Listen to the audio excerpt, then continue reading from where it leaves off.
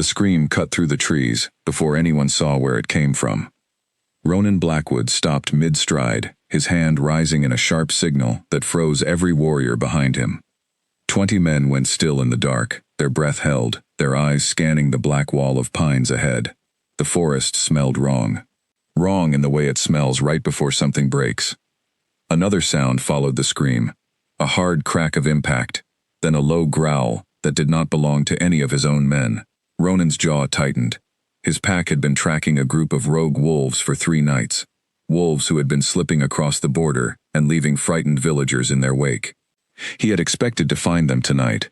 He had not expected to find them already fighting someone else. He moved forward without a word, and his warriors followed, spreading low and silent through the undergrowth the way they had been trained since childhood. The trees thinned near a shallow ravine, and there, in a patch of pale moonlight breaking through the branches, Ronan saw something that made him raise his hand again, this time to hold his men completely still. A girl stood alone in the clearing. She could not have been older than her early 20s, dressed in a plain dark jacket and worn boots, her hair pulled back in a knot that had mostly come undone.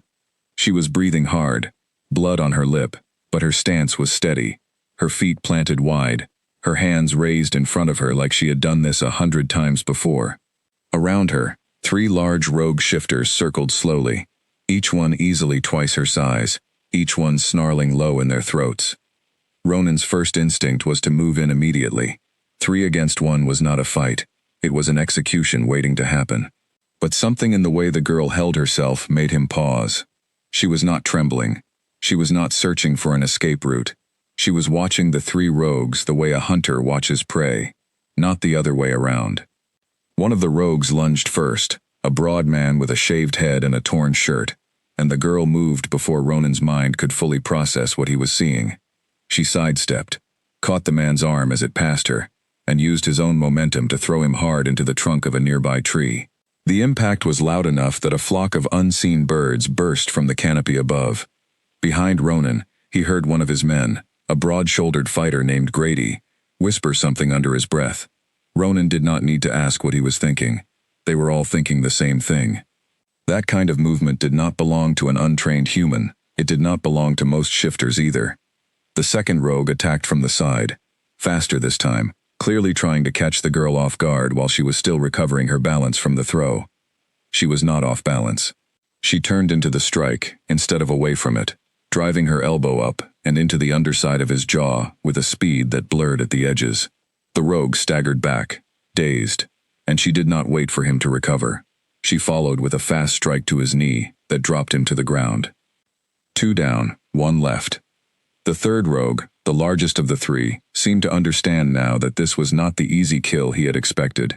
He circled wider, snarling, buying himself time, waiting for an opening. Ronan watched the girl's shoulders rise and fall with each breath. She was tiring. Even someone with her speed and skill could not fight 3 opponents forever without cost. Beside Ronan, his beta, a sharp-eyed man named Corwin, leaned close and murmured that they should move in now, before the odds shifted against her. Ronan agreed, but something held him back for 1 more second, some instinct telling him to watch just a little longer, to understand what he was looking at before he changed the outcome of it. The third rogue struck. It happened fast. Faster than anything Ronan had seen from an unarmed fighter in years. The girl dropped low under a wide swinging arm, drove her shoulder into the rogue's midsection, and used the full force of her body to knock him backward off his feet. He hit the ground hard, and before he could rise, she was already moving toward him, controlled and precise, finishing the fight in a way that left no room for a second attempt. By the time Ronan's men surged forward from the trees, weapons raised, ready to defend a stranger they did not know, the fight was already over. All 3 rogues lay on the ground, groaning, defeated, and the girl stood in the middle of the clearing, with her chest heaving, and her hands still raised, staring at the sudden wall of armed warriors now surrounding her. For a long moment, nobody moved. Ronan stepped forward slowly, his eyes scanning her from head to foot, cataloging everything he could see. There was no visible weapon on her, no pack mark on her wrist or neck, no scent trail he could immediately place. Her breathing was ragged, and now that the fight had ended, he could see the exhaustion pulling at her, the way her knees had begun to shake, even as she tried to hide it. He asked her name. She did not answer right away. Her eyes moved across the circle of warriors surrounding her, counting them, measuring distances, looking for gaps in the line the way a trapped animal looks for an exit. Ronan had seen that look before, in soldiers who had been ambushed one too many times to trust an open hand offered in the dark. Finally she spoke, her voice rough but steady. She said her name was Ren, and nothing else.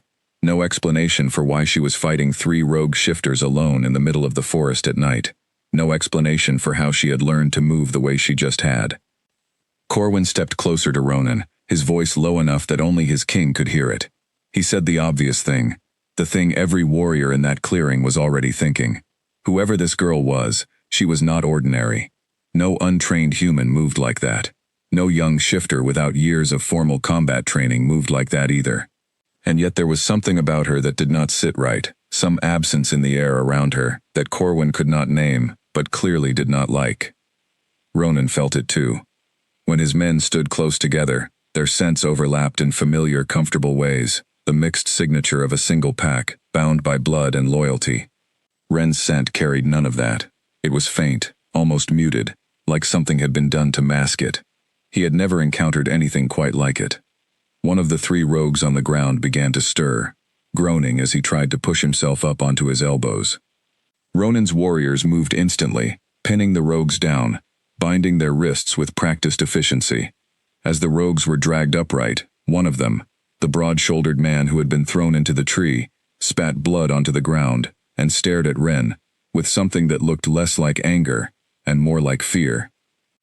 He said something under his breath, words meant only for her, but the forest was quiet enough that Ronan caught fragments of it. Something about a bloodline, something about how she was supposed to be gone, finished, erased along with the rest of her family years ago. Ren's face went pale, but her expression did not crack. She said nothing in response, simply turned her attention back to Ronan and the warriors surrounding her, her guard rising higher than before, as if she understood that she had just revealed more than she intended. Ronan filed the words away, choosing not to press the issue in front of his men. There would be time for questions later, in a place with fewer ears, and fewer chances for the truth to slip away unheard. Right now, the girl in front of him was swaying slightly on her feet, blood trailing from a cut above her eyebrow, exhaustion finally catching up to the adrenaline that had carried her through the fight. He asked her where she had come from, why she had been alone in rogue territory at night. She opened her mouth as if to answer, then stopped, her eyes losing focus for half a second, before her knees buckled beneath her. Grady caught her before she hit the ground, more out of instinct than command, and looked to his king for direction. Ronan studied the unconscious girl in his warrior's arms, the blood on her jacket, the strange muted scent that clung to her like a secret, and made a decision that surprised even himself. He told his men to bring her back to the stronghold. Several of his warriors exchanged uncertain glances, bringing an unknown fighter with unnatural skill and no traceable scent into the heart of their territory was not a decision any of them would have made lightly, and Ronan understood their hesitation completely, because he felt it too. And yet beneath that hesitation was something else, a pull he could not quite explain, a sense that whatever this girl was running from, whatever had made 3 trained rogues hunt her alone in the dark, was something his kingdom needed to understand before it came looking for her again. Corwin fell into step beside him, as the warband began the long walk back toward the stronghold, carrying the bound rogues and the unconscious girl between them. He asked, carefully, whether Ronan was certain about this decision, whether bringing an unknown element into their walls without knowing her intentions was wise. Ronan did not answer immediately. He looked back over his shoulder at the girl carried in Grady's arms, at the faint furrow still present between her brows even in unconsciousness, as if some part of her mind refused to fully rest even now.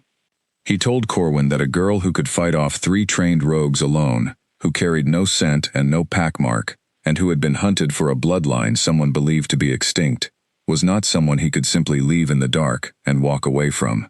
Whatever she was, whatever secret she was carrying, it was already a part of his territory now, whether he liked it or not. Before the warband set off, Ronan crouched in front of the bound rogue who had spoken, the one whose words about a bloodline had already begun to gnaw at him. The man's face was swollen from where Ren's elbow had caught him, and his eyes darted nervously between Ronan and the unconscious girl now cradled in Grady's arms. Ronan asked him plainly who had sent him and his companions into this territory. The rogue hesitated, glancing at his two companions, as if hoping one of them would answer first. Neither did. Ronan repeated the question, his voice carrying the low, dangerous calm that every member of his pack knew meant his patience was thinning. The rogue finally admitted that they had been given a description and a name, nothing more, and told to eliminate anyone matching it on sight. He claimed not to know why, only that the order had come from someone higher up their chain, someone who paid well and asks no questions in return. When Ronan pressed further, asking who exactly had given that order, the rogue's expression shifted from fear to something closer to genuine terror, and he shook his head, insisting he did not know, that men who asked too many questions about their employer in his line of work tended not to live long enough to regret it. Ronan studied him for a long moment, weighing the honesty in his voice against the very real possibility that fear alone was making him more forthcoming than loyalty ever could. He decided, for now, that the man was telling the truth, or at least as much of it as he actually knew. Corwin ordered the 3 rogues secured for transport, their wrists and ankles bound with silver-lined rope that would keep even a shifter from breaking free easily. As his warriors hauled the prisoners upright, one of Ronan's younger fighters, a lean tracker named Alden, approached with a question that had clearly been building in him since the fight ended. He asked how a girl with no visible pack, no obvious training ground, and no scent trail leading back to any territory they knew of, could possibly move the way she had. It was not a challenge, simply genuine confusion, the kind that came from years of studying combat and recognizing when something did not fit the patterns he had been taught. Ronan admitted he did not have an answer yet. He glanced again at Ren's still form, at the way even in unconsciousness her hand had curled slightly, as if some instinct in her remained braced for another attack even in sleep.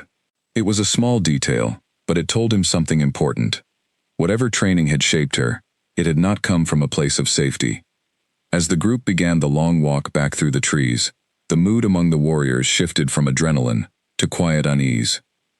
Several of them cast uncertain glances toward the girl being carried at the center of their formation, murmuring low among themselves about the strange absence of her scent, about the fear in the rogue's voice when he spoke of her bloodline, about what exactly their king had decided to bring back into the heart of their kingdom. Grady, who carried her the entire way without complaint despite her added weight slowing his pace, found himself studying her face in the intermittent moonlight breaking through the canopy above.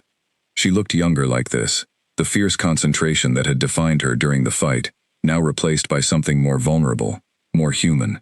He noted the fresh cut above her eyebrow, the bruising already forming along her jaw, the way her breathing remained shallow and uneven, even in unconsciousness. He mentioned quietly to Corwin that whatever she was running from, it had clearly been chasing her for some time. Her boots were worn nearly through at the soles. Her jacket carried old scars of prior men's, fabric patched over fabric in places, suggesting she had been living rough for longer than anyone in the warband cared to guess.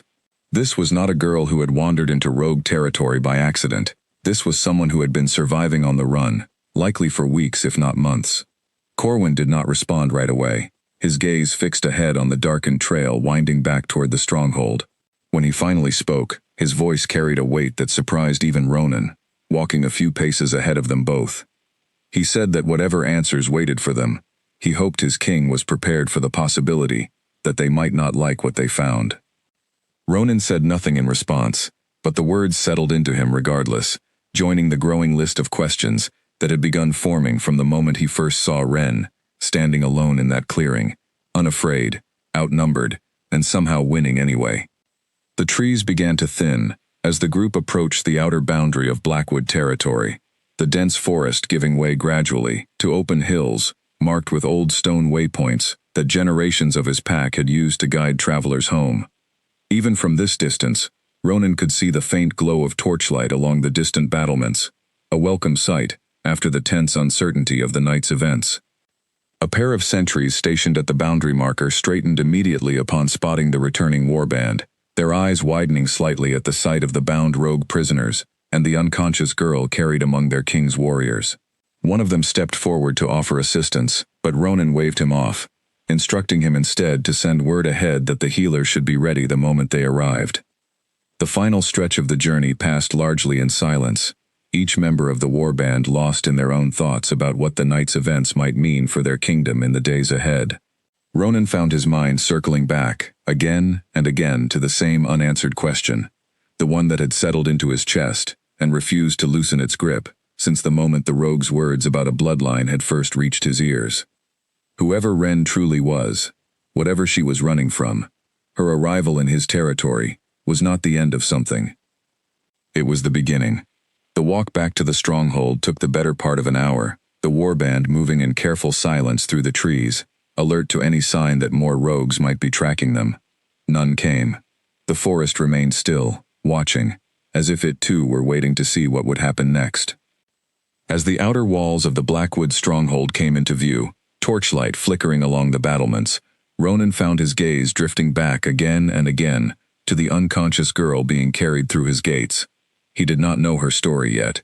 He did not know why the mention of her bloodline had made a grown rogue warrior's voice shake with something close to dread. But he intended to find out, and some quiet, stubborn part of him, a part he did not yet fully understand, already knew that whatever answer waited for him would change more than just the balance of power along his borders. It would change something in him too, something he was not yet ready to name. Inside the courtyard, word of the warband's return had already spread. Pack members who had been asleep only minutes earlier now stood along the balconies and walkways overlooking the yard, drawn by the unusual sound of so many boots moving at once through the stone corridors at this hour. Whispers rippled through the gathering crowd as they took in the sight below, the bound rogue prisoners being marched toward the holding cells, and the unfamiliar girl carried limp in Grady's arms toward the healer's quarters. A woman with silver-streaked hair and sharp, assessing eyes pushed her way through the gathering onlookers, already dressed, despite the late hour, her healer's satchel slung over one shoulder. Her name was Ingrid, and she had served as the pack's chief healer for longer than most of the younger warriors had been alive. She took one look at Ren's condition and began issuing instructions, before Ronan had even finished explaining what happened. She guided Grady toward a private chamber near the healing wards, calling for warm water and clean cloths as she went, her fingers already moving carefully along Ren's jaw and ribs, checking for injuries that might not be immediately visible. Ronan followed close behind, unwilling to let the girl out of his sight until he understood exactly what condition she was in, and what threats, if any, still lingered around her. As Ingrid worked, cleaning the cut above Ren's eyebrow and checking her pulse with practiced efficiency, she asked Ronan a series of quiet questions about what had happened in the forest. He answered as clearly as he could, describing the fight, the strange absence of scent, the fear in the rogue's voice when he mentioned Ren's bloodline. Ingrid's expression grew more troubled with each detail, though she said little, focusing instead on her patient. She noted aloud that Ren's body showed signs of old injuries beneath the fresh ones, faint scars along her forearms, and one larger mark along her side that looked as though it had healed without proper care. Whatever life this girl had been living before tonight, it had clearly demanded more of her than most people twice her age ever had to endure. Corwin lingered near the doorway, watching the scene with the same careful, calculating expression he wore whenever he was turning a problem over in his mind. He asked Ronan quietly whether he intended to question her the moment she woke, or whether he planned to give her time to recover first. It was, Corwin pointed out, a delicate balance. Push too hard too fast, and a girl who had clearly spent recent months surviving on instinct and mistrust might shut down entirely, giving them nothing. Wait too long, and whoever had sent those rogues after her might send someone else, someone less easily defeated, before they had learned anything useful at all. Ronan considered the question in silence for a long moment, his eyes fixed on Ren's unconscious form as Ingrid finished bandaging the cut along her brow. He finally said that he would let her rest tonight, but that answers would need to come soon. Whatever threat had followed her into his territory would not wait patiently for her to feel ready to talk about it. As the healer's assistants arrived to help settle Ren into a proper bed, Ronan stepped back out into the corridor, drawing in a slow breath as the weight of the night's events finally began to catch up with him. Around him, the stronghold had begun to settle back into its usual quiet rhythm, though an undercurrent of tension remained, humming beneath the surface like the moment before a storm breaks. He knew his pack would have questions in the morning, plenty of them, and he did not yet have answers to offer any of them. All he had was a name, a handful of fragmented details, and a growing certainty that the girl now sleeping in his healer's quarters was going to change the course of everything his kingdom had spent generations building. The gates closed behind them with a heavy, final sound, sealing the warband, the bound rogues, and the mysterious girl named Ren inside the walls of a kingdom that had no idea yet how much her arrival was about to shift everything they thought they understood about their world. Ren woke to unfamiliar warmth, and for one disoriented heartbeat, she thought she was dead. The ceiling above her was carved stone, lit by the soft orange glow of a lantern, rather than the cold light of moon and stars she had grown used to sleeping beneath. Her body ached in ways that told her the fight had been real, not a dream, and the tight bandage wrapped around her ribs confirmed it further. She sat up too quickly, and the room tilted, forcing her to grip the edge of the bed until the dizziness passed. Her mind moved fast, cataloging everything around her the way it had been trained to for years: stone walls, a single window, shuttered but not barred, one door, closed, no visible weapons within reach. She noted the layout instinctively, calculating distances, searching for the fastest path out should she need one. The door opened before she finished her assessment, and a woman with silver-streaked hair stepped inside, carrying a tray with water and something that smelled like broth. The woman introduced herself as Ingrid, the pack healer, and told Ren in a calm, steady voice that she was safe, that no one intended to hurt her. Ren did not relax. She had heard those words before, from people who meant them right up until they didn't. She studied Ingrid carefully, searching for any sign of deception, and found none obvious, though that told her little. She had learned long ago that the most dangerous people were often the ones who seemed the most harmless. She asked where she was. Ingrid explained, setting the tray down on a small table beside the bed, that she was within the walls of the Blackwood stronghold, and that the pack's Alpha King himself had ordered her brought here, after finding her fighting off 3 rogues in the forest. The name struck something in Ren's memory, a flicker of recognition she could not quite place, though she was certain she had never crossed paths with anyone bearing that name before. Before Ren could ask anything further, the door opened again, and this time the man from the clearing stepped inside. She recognized him immediately, the same broad-shouldered figure who had stood at the edge of the trees watching her fight without interfering, the one whose sharp, assessing gaze had followed her every movement, even as his warriors surrounded her afterward. In the better light of the healing chamber, she could see him more clearly now. Dark hair, strong jaw, an expression that carried authority without needing to announce it. He introduced himself as Ronan Blackwood, and asked how she was feeling. Ren's guard rose immediately, every instinct honed by months of running and hiding, urging her toward caution. She kept her expression neutral, her voice even, and told him she was fine, already calculating how quickly she might be able to leave once she had recovered enough strength to travel. Ronan seemed to sense the wall she had put up, because his next words were careful, measured. He told her that no one intended to keep her here against her will, but that he had questions, and that he suspected she had questions of her own, particularly about why 3 trained rogues had been hunting her alone in the middle of his territory. The mention of the rogues made Ren's jaw tighten. She remembered the words the broad-shouldered one had spat at her before Ronan's men dragged him away, the mention of her bloodline, the accusation that she was supposed to be gone already. She had hoped, foolishly perhaps, that no one else had heard those words clearly enough to remember them. She asked, carefully, what exactly he had heard. Ronan did not soften the truth. He told her plainly what the rogue had said, watching her reaction closely as he spoke. Ren felt her stomach drop, but she kept her face carefully blank, a skill she had spent years perfecting out of necessity.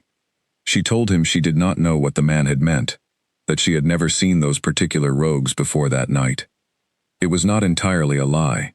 She truly had never seen those specific men before. But she understood exactly what bloodline they had been referring to, and the knowledge sat heavy and cold in her chest. Ronan studied her for a long moment, and Ren had the distinct impression that he did not fully believe her, though he chose not to push the matter further, at least not yet. Instead, he asked how long she had been on her own, traveling without a pack, without a home. The question caught her slightly off guard, not because it was invasive, but because it was the first question anyone had asked her in a long time, that seemed to come from genuine curiosity, rather than suspicion or threat. She considered deflecting, the way she had trained herself to do with almost every question about her past. Instead, for reasons she could not fully explain even to herself, she answered honestly. She told him it had been almost a year. Something shifted subtly in Ronan's expression, though he did not comment further, simply absorbing the information the way a careful strategist absorbs every piece of intelligence, filing it away for later use. Ingrid, who had remained near the doorway throughout the conversation, spoke up gently, suggesting that perhaps these questions could wait until Ren had eaten something and regained more of her strength. Ronan agreed, though Ren caught the slight reluctance in his expression, the sense that he had many more questions waiting just beneath the surface, restrained only by patience rather than a lack of urgency. He told her that she was welcome to remain within the stronghold as long as she needed to recover, and that no one would force her to leave before she was ready. But he added, with quiet honesty, that he would need answers eventually, particularly if whoever had sent those rogues decided to try again. Ren appreciated the honesty, even if it did little to ease the tight knot of caution still coiled in her chest. She had learned the hard way that trust was a currency too easily spent and too rarely returned. Still, something about the way Ronan spoke, direct without being demanding, firm without being cruel, made her wonder if perhaps this place might be different from the others she had passed through during her long months of running. After Ronan left the room, Ingrid stayed behind to help Ren eat, gently pressing her to finish the broth despite Ren's protests that she needed little.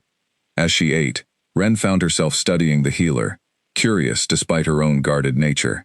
She asked, carefully, what kind of pack this was, what sort of king ruled it. Ingrid smiled slightly, the expression carrying genuine warmth. She explained that Ronan had led the Blackwood pack since his father's passing, several years earlier, and that under his leadership, the territory had grown stronger and more stable than it had been in generations. She spoke of him with clear respect, describing a leader who valued fairness and strength in equal measure, who protected his people fiercely, but never ruled through fear alone. Ren listened carefully, filing away every detail, uncertain yet whether any of it would matter once she was strong enough to disappear again, as she had done so many times before, in territories that had briefly seemed safe, before danger inevitably found her once more. Later that evening, after Ingrid had finally allowed her some rest, Ren lay awake staring at the stone ceiling above her, her mind replaying the events of the fight, the fear in the rogue's voice, the strange, unfamiliar sensation of being surrounded by strangers who had chosen to help rather than harm her. It was a feeling she had almost forgotten how to recognize. She thought of her family, of the life she had once known before everything had been taken from her, before she had learned to survive alone in the dark, trusting no one, staying nowhere long enough to be found. She wondered, with a caution she almost did not allow herself to feel, whether this place might be different. She did not yet know that outside her chamber, in a private meeting room deep within the stronghold, Ronan Blackwood was already facing pressure from his own advisors, some of whom believed that whatever danger had followed her into their territory was a risk their kingdom could not afford to carry. Corwin sat across from Ronan, his expression troubled, listing the concerns that had already begun circulating among the pack's senior warriors. An untraceable scent, unnatural fighting skill, a bloodline someone believed extinct, hunted by trained assassins willing to cross into another kingdom's territory to finish the job. Whatever Ren was, her presence within Blackwood's walls was not without significant risk, and several among the pack's leadership had already begun questioning whether their king's decision to bring her here had been wise. Ronan listened without interrupting, weighing each concern carefully against his own instincts. When Corwin finished, Ronan admitted that he understood the risks clearly, perhaps more clearly than anyone else in the room, having seen firsthand exactly what kind of danger might follow in Ren's wake. But he told Corwin something else as well, something that had settled into him from the moment he first saw her standing alone in that clearing, outnumbered and unafraid. Whatever she was running from, whoever wanted her erased, turning her away now, would not make that danger disappear. It would simply mean she faced it alone again, the way she apparently had for the better part of a year already. Corwin studied his king for a long moment, clearly recognizing something in Ronan's tone that went beyond simple strategic calculation. He did not comment on it directly, though the slight rise of his eyebrow suggested he had noticed it all the same. Instead, he simply nodded, and told Ronan that whatever decision he made, the pack's warriors would stand behind him, though he hoped his king understood that not everyone within the stronghold would be so easily convinced. As the meeting ended and Corwin took his leave, Ronan remained alone in the quiet room, staring out through a narrow window toward the healing quarters, where Ren now slept, safe for the first time in what he suspected had been a very long while. He did not yet know the full truth of who she was, or what exactly her family's bloodline had once meant to the wider world of Shifter Kingdoms. The following morning arrived quietly, sunlight spilling gold across the stronghold's courtyard as the pack began its usual routines, though the undercurrent of tension from the previous night had not fully faded.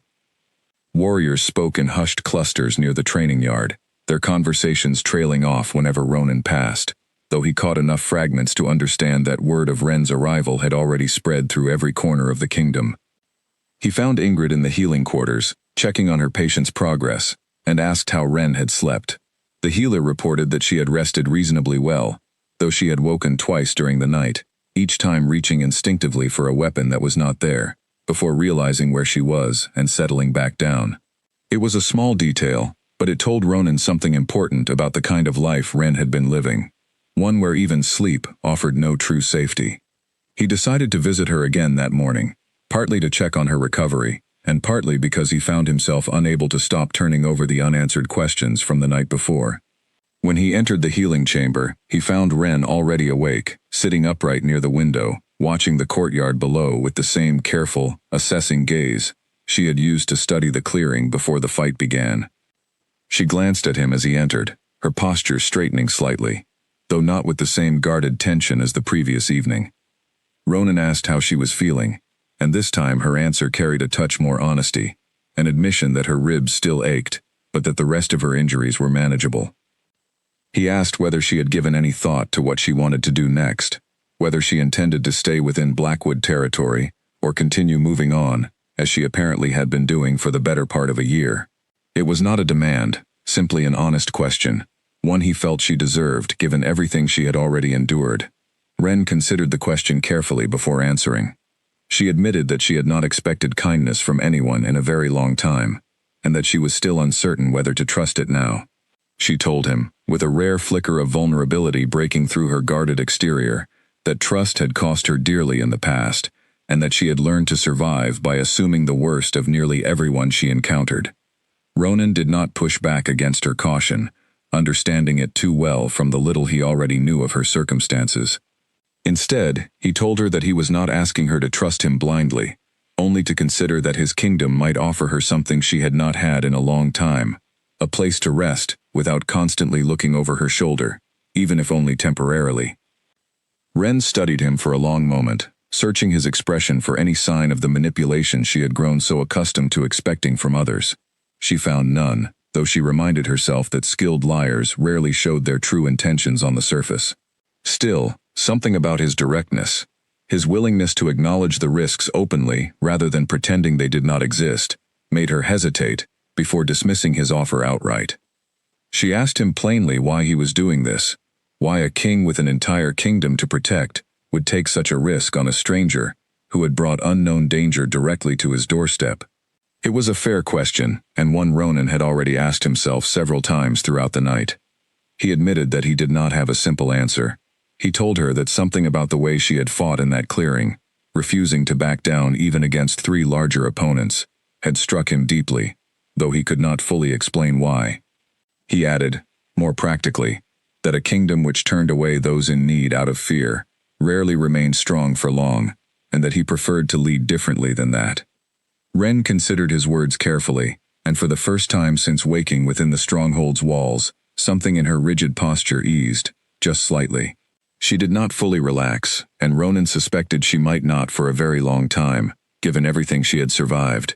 But the smallest crack had formed in the wall she had built around herself, and he found himself unexpectedly grateful for it. Before their conversation could continue further, a sharp knock interrupted them, and one of Ronan's warriors entered with an urgent report. The 3 rogues captured the previous night had been separated for individual questioning, and one of them, the largest of the group, was finally willing to talk, though he was demanding to speak only with the king himself. Ronan glanced back at Ren, torn between his desire to continue their conversation and the pressing need to learn more about the threat that had followed her into his territory. Ren, sensing his hesitation, told him quietly that he should go, that whatever the rogue had to say might matter more than anything she could offer him right now.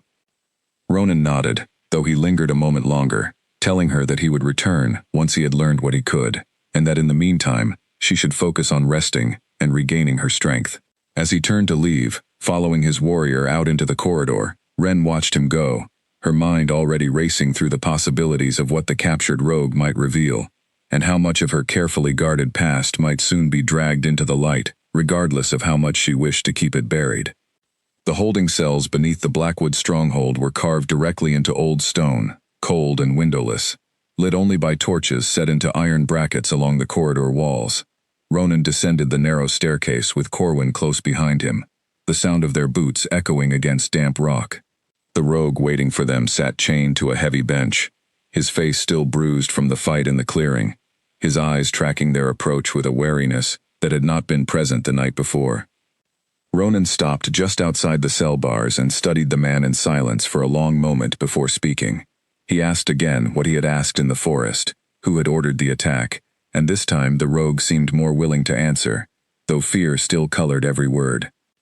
The rogue explained that he and his companions had been hired several weeks earlier by an intermediary, a man who never gave his true name, and always met them in neutral territory, to avoid being traced back to any particular kingdom. They had been given a description matching Ren almost exactly, along with instructions to eliminate her on sight should they ever encounter her, and a substantial payment had already been provided in advance, with the promise of more once the task was completed. Corwin asked what reason had been given for the order, and the rogue hesitated before answering, glancing nervously toward the shadows, as if worried someone might be listening even here, deep within enemy territory. He finally admitted that the intermediary had mentioned something about a bloodline that was supposed to have ended years earlier, one that certain powerful families across the wider shifter world considered too dangerous to allow to continue. Ronan pressed further, asking what exactly made this particular bloodline so dangerous that it warranted this level of effort to erase. The rogue shook his head, insisting that he had never been told the specifics, only that failure to complete the task would result in consequences far worse than anything Ronan's pack could threaten him with now. It was clear, listening to the rogue's increasingly nervous responses, that whoever had issued the original order operated with resources and reach that extended well beyond typical territorial conflicts. This was not a simple grudge between rival packs. This was something coordinated, deliberate, and patient, the kind of long-term operation that suggested planning stretching back years rather than months. After the questioning concluded, Ronan and Corwin climbed back up into the daylight, both men quiet as they processed what they had learned. Corwin finally broke the silence, admitting that the situation was far more complicated than either of them had initially suspected. A hired assassination attempt tied to an entire bloodline was not the kind of threat that could be resolved simply by defeating 3 rogues in a forest. Whoever wanted Ren gone would almost certainly try again, likely with greater resources the next time. Ronan agreed, his expression grim as he considered the implications. He told Corwin that he intended to speak with Ren directly now, and that this time, he needed real answers, not the careful half-truths she had offered the previous day. Corwin nodded in agreement, though he cautioned his king to remember that pushing too hard, too fast, might cause her to shut down entirely, or worse, decide that fleeing was safer than staying, and facing questions she clearly was not ready to answer. Ronan found Ren in the healing quarters much as he had left her, though she was standing now near the window rather than resting in bed, testing the strength in her legs with careful, measured movements. She turned as he entered, and something in his expression must have told her that the conversation waiting for them was more serious than before, because her posture immediately straightened, her guard rising visibly. He told her plainly what he had learned from the rogue's questioning, watching her reaction closely as he spoke. Ren's face remained carefully controlled, but Ronan noticed the slight tightening around her eyes, the way her hands curled briefly at her sides before she forced them to relax again. When he finished, he asked her directly what bloodline the rogues had been referring to, and why someone with enough resources to hire trained assassins across territorial lines wanted her erased so badly that they were willing to risk conflict with a kingdom as strong as his own. Ren was silent for a long moment, staring out the window rather than meeting his eyes. When she finally spoke, her voice carried a weight that had not been present in their earlier conversations. the sound of someone finally allowing a long-buried truth to surface after being forced to hide it for far too long. She told him that her family had once been part of an old bloodline, one that had existed quietly on the margins of the wider shifter world for generations, largely unnoticed and unremarked upon by the major kingdoms. She explained that everything changed several years earlier, when something happened that drew unwanted attention to her family's existence, though she stopped short of explaining exactly what that something had been. She said that soon after, her family had been attacked, their home destroyed, most of her relatives killed, in a single coordinated strike that left almost no survivors. She had escaped only by chance, hidden away by an older relative moments before the attackers reached them, and had spent every day since then moving from place to place, never staying anywhere long enough to be found, trusting no one, relying only on the skills she had been taught before everything fell apart. Ronan listened without interrupting, though his expression grew increasingly troubled as the picture Ren painted became clearer. He asked, carefully, why her family had been targeted in the first place. What exactly about their bloodline had made them a threat significant enough to warrant complete elimination? Ren hesitated again, and Ronan could see the internal struggle playing out clearly across her face, the desire to finally share the truth after so long warring against years of ingrained caution that had kept her alive this far. Finally, she admitted that she was not ready to share the full truth yet, that some secrets had cost her family everything already, and she was not willing to risk that same outcome again until she was certain she could trust the people around her. Ronan did not push further, recognizing the limit of what she was willing to offer today. Instead, he told her that whatever she was protecting, whatever truth she was not yet ready to share, he understood the need for caution better than most, having spent his own life navigating the careful, dangerous politics between rival packs and kingdoms. He assured her that when she was ready, if she was ever ready, he would listen without judgment. Something in his tone seemed to reach her in a way his previous words had not. Ren studied him for a long moment, searching his expression once again for any hint of deception, and finding only quiet sincerity in return. She told him, softly, that it had been a long time since anyone had offered her patience rather than demands, and that she appreciated it more than she knew how to properly express. Their conversation was interrupted by a soft knock at the door, and Ingrid entered carrying a fresh tray of food, glancing between the two of them with the careful assessment of someone who had clearly overheard at least part of the tension in the room. She suggested gently that perhaps enough had been discussed for one day, and that Ren needed to focus on continuing her recovery, rather than reliving painful memories before her body had fully healed. Ronan agreed, rising to leave, though he paused at the door and told Ren that regardless of what she chose to share or withhold, she was welcome to remain within Blackwood's walls for as long as she needed. He added, with quiet determination, that his pack would not allow the rogues who had attacked her to succeed in finishing what they had started, not while she remained under his protection.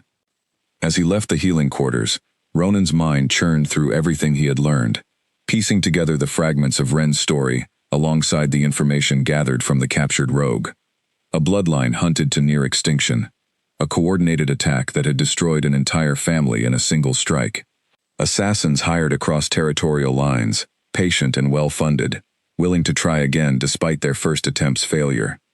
Whatever secret Ren was protecting, it was clearly significant enough that powerful forces within the wider shifter world considered it worth killing for.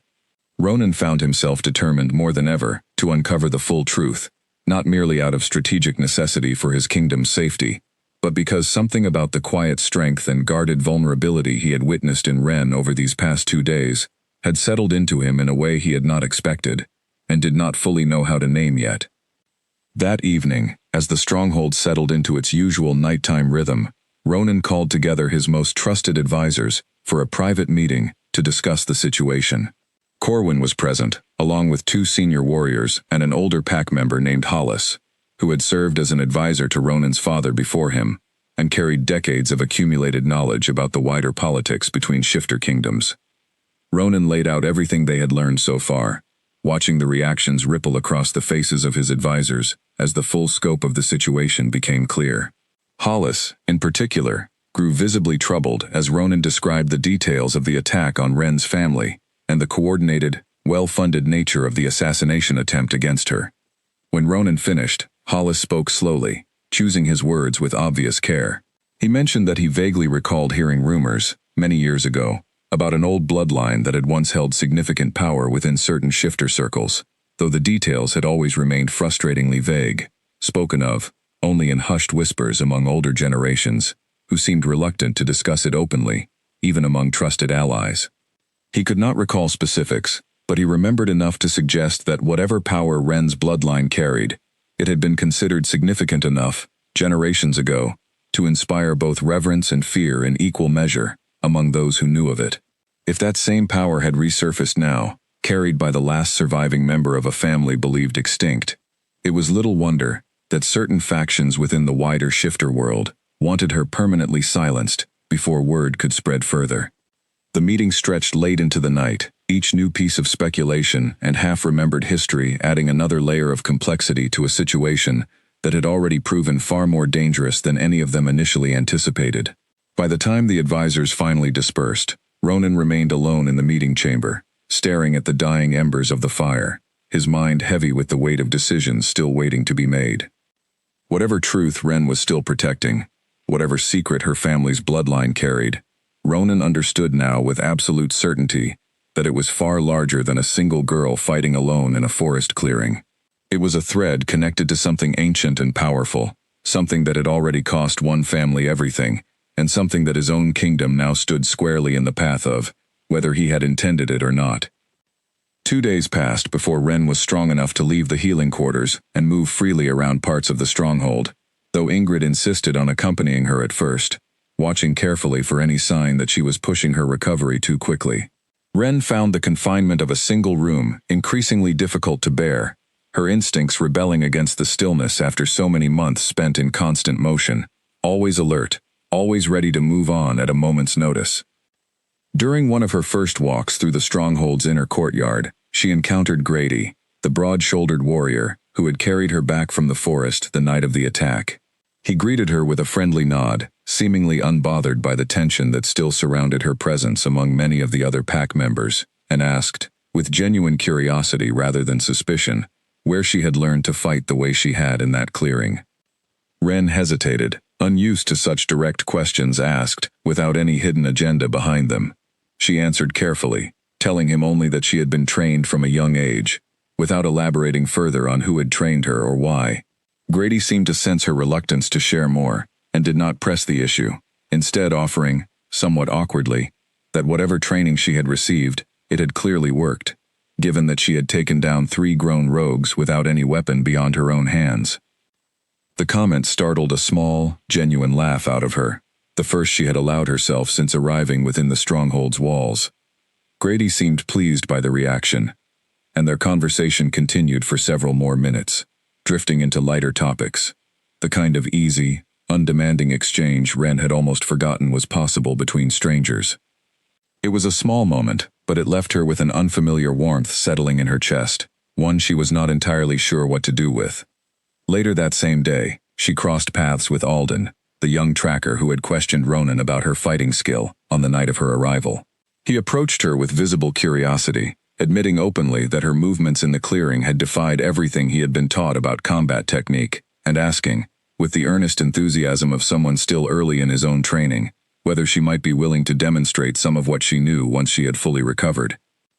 Ren found herself surprised by the request, unused to anyone expressing genuine admiration for skills she had only ever needed out of desperate necessity rather than choice.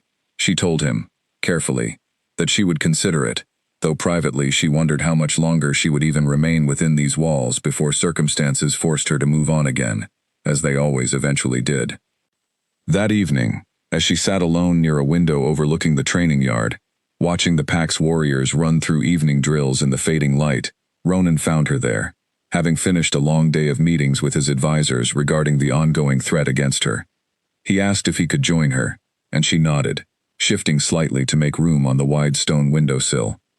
They sat in comfortable silence for a while, watching the warriors below move through familiar combat forms, before Ronan finally spoke, telling her gently that he did not intend to pressure her further about her family's history, not until she felt ready to share it on her own terms. He said that he had spent the past 2 days considering everything they had learned so far, and that regardless of what secrets she continued to hold close, His decision to protect her within his territory remained unchanged.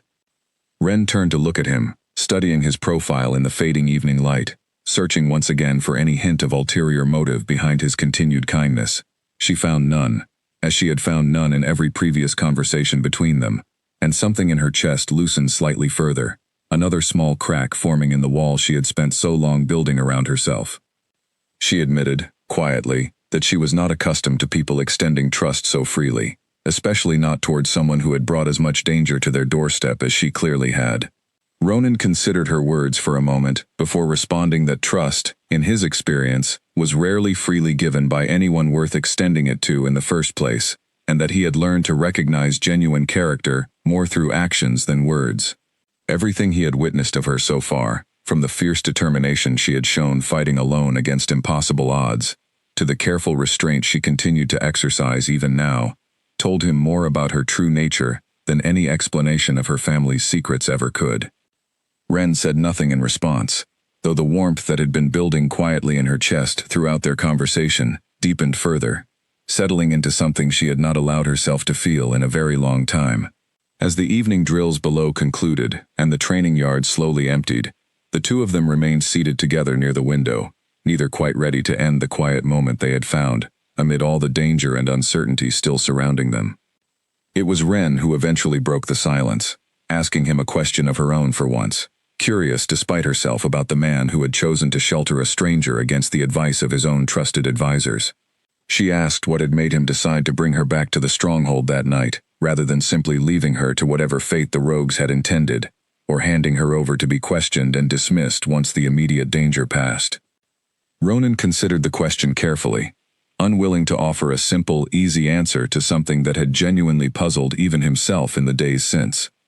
He told her honestly that in the moment, watching her fight against three larger opponents without hesitation or fear, something about her refusal to yield had struck a chord in him that he still did not fully understand.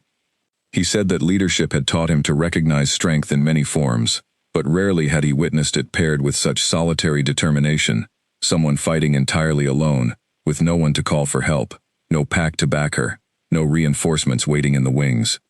He admitted, with a note of quiet honesty that surprised even him as the words left his mouth, that some part of him had simply been unable to walk away and leave that kind of strength to fend for itself against overwhelming odds, especially once he realized how long she had already been forced to do exactly that. Ren absorbed his words in silence, something shifting behind her eyes that she did not immediately put into words. After a long moment, she told him quietly that no one had ever described her that way before. Not as someone deserving protection, but as someone whose strength alone had earned it. She said that for the better part of a year, she had come to think of herself primarily as a target, a problem to be solved by whoever discovered her location first, whether they intended harm or merely wished to avoid becoming entangled in the danger that followed her. Ronan's expression grew more serious as he listened, and he told her firmly that regardless of what she had come to believe about herself during her long months on the run, she was not merely a target within these walls, and he intended to make certain that remained true for as long as she chose to remain under his protection. The sincerity in his voice settled something deep within her, a feeling she had not experienced in longer than she cared to admit, something close to safety, fragile and unfamiliar, but undeniably present all the same. As the last light faded from the evening sky outside the window, casting the courtyard below into deepening shadow, Ren allowed herself, just for that moment, to believe that perhaps this place truly was different from every other territory she had passed through during her long, exhausting flight from the danger that had claimed everything else she once held dear. By the end of the first week, Ren had regained most of her strength, and with that recovery came a new kind of restlessness among certain members of the Blackwood pack. What had begun as quiet murmurs of curiosity in the courtyard had slowly hardened, in some corners, into something closer to suspicion, and Ronan found himself increasingly aware of the divided opinions forming beneath the surface of his kingdom. He first noticed the shift clearly during a routine gathering of senior pack members, called to discuss matters entirely unrelated to Ren's presence, border patrols, seasonal supply arrangements, minor territorial disputes with a neighboring pack. Yet even here, in the middle of practical business, her name found its way into the conversation, raised by a broad-shouldered warrior named Silas, one of the pack's longest-serving fighters, and a man whose opinion carried significant weight among the older generation. Silas did not mince words. He stated plainly that he respected his king's judgment in most matters, but that harboring a stranger with no traceable scent, no known pack affiliation, and an entire faction of hired assassins actively hunting her down, was, in his estimation, a threat their kingdom could not responsibly continue to shelter. He pointed out that the rogues captured on the night of her arrival were only the first attempt, and that whoever had ordered her elimination clearly possessed resources significant enough to try again, potentially with far greater force. Several other warriors around the table nodded in quiet agreement, though none spoke as directly as Silas had. Ronan listened without interrupting, allowing the concerns to be voiced fully before responding, a leadership habit his father had instilled in him from a young age. When Silas finished, Ronan acknowledged the validity of his worries honestly, admitting that the risk was real and that he did not intend to minimize it. But he reminded the gathered warriors of something else as well, something he had come to understand more clearly with each passing day since Ren's arrival. Turning her away now would not eliminate the danger she carried. It would simply mean she faced it entirely alone once again, without allies, without shelter, without any hope of defense against forces clearly willing to hunt her across kingdom borders. He told them that a pack built on turning away those who needed protection out of fear was not the kind of legacy he intended to leave behind, regardless of the risks involved. The room fell into an uncomfortable silence following his words. Silas did not appear fully convinced, though he offered no further argument, simply inclining his head in reluctant acknowledgement of his king's decision. The meeting continued, moving on to other matters, but the tension lingered in the air long after the gathering concluded. Corwin found Ronan alone afterward, walking together through the quiet corridors back toward the main hall. He mentioned, carefully, that Silas was not alone in his concerns, that similar conversations had been happening in smaller groups throughout the stronghold over the past several days, some warriors questioning openly whether Ren's continued presence was worth the risk to the pack's overall safety. Ronan admitted that he was aware of the growing unease, having caught fragments of similar discussions himself during his rounds through the training yard and living quarters. He asked Corwin directly for his honest opinion, valuing his beta's judgment above nearly everyone else within the pack's leadership. Corwin considered the question carefully before answering. He said that his own instincts had shifted somewhat over the past week, having watched Ren's careful, guarded behavior evolve gradually into something more genuine, particularly in her interactions with warriors like Grady and Alden, who had approached her with curiosity rather than suspicion. He admitted that whatever danger followed her, he no longer believed she represented an intentional threat to the pack herself, though he acknowledged that belief alone would not be enough to satisfy warriors like Silas, who required more concrete reassurance before their concerns would ease. Ronan absorbed this feedback thoughtfully, already turning over possibilities in his mind for how he might address the growing division within his ranks, without either dismissing legitimate concerns or abandoning his commitment to protecting Ren. He told Corwin that he intended to speak with Ren again soon, to gauge how much longer she believed the immediate threat against her might persist, and whether there was any way to gather more concrete information about the forces hunting her that might help ease his pack's collective unease. That evening, Ren sensed the shifting mood within the stronghold long before anyone directly told her about it. She had spent enough months surviving among strangers, reading subtle cues in body language and tone, to recognize when suspicion was building around her, even among people who tried to maintain polite distance rather than open hostility. She noticed it in the way certain warriors avoided meeting her eyes as she passed through the courtyard, in the way conversations occasionally quieted when she entered a room, resuming only once she had moved further away. She found Ronan in the evening, near the same window where they had spoken several nights earlier, and asked him directly whether his pack was growing uneasy about her continued presence. She told him she did not want to be the source of division within his kingdom, that she had witnessed firsthand, in territories she had passed through before, how quickly internal conflict over an outsider's presence could destabilize an otherwise strong community. Ronan did not deny the tension building among his ranks, respecting her too much at this point to offer false reassurance. He admitted honestly that some of his warriors harbored legitimate concerns about the danger her presence might invite, though he reassured her that his own commitment to protecting her within his territory remained unchanged regardless of that internal disagreement. Ren appreciated his honesty, though the news settled uncomfortably within her.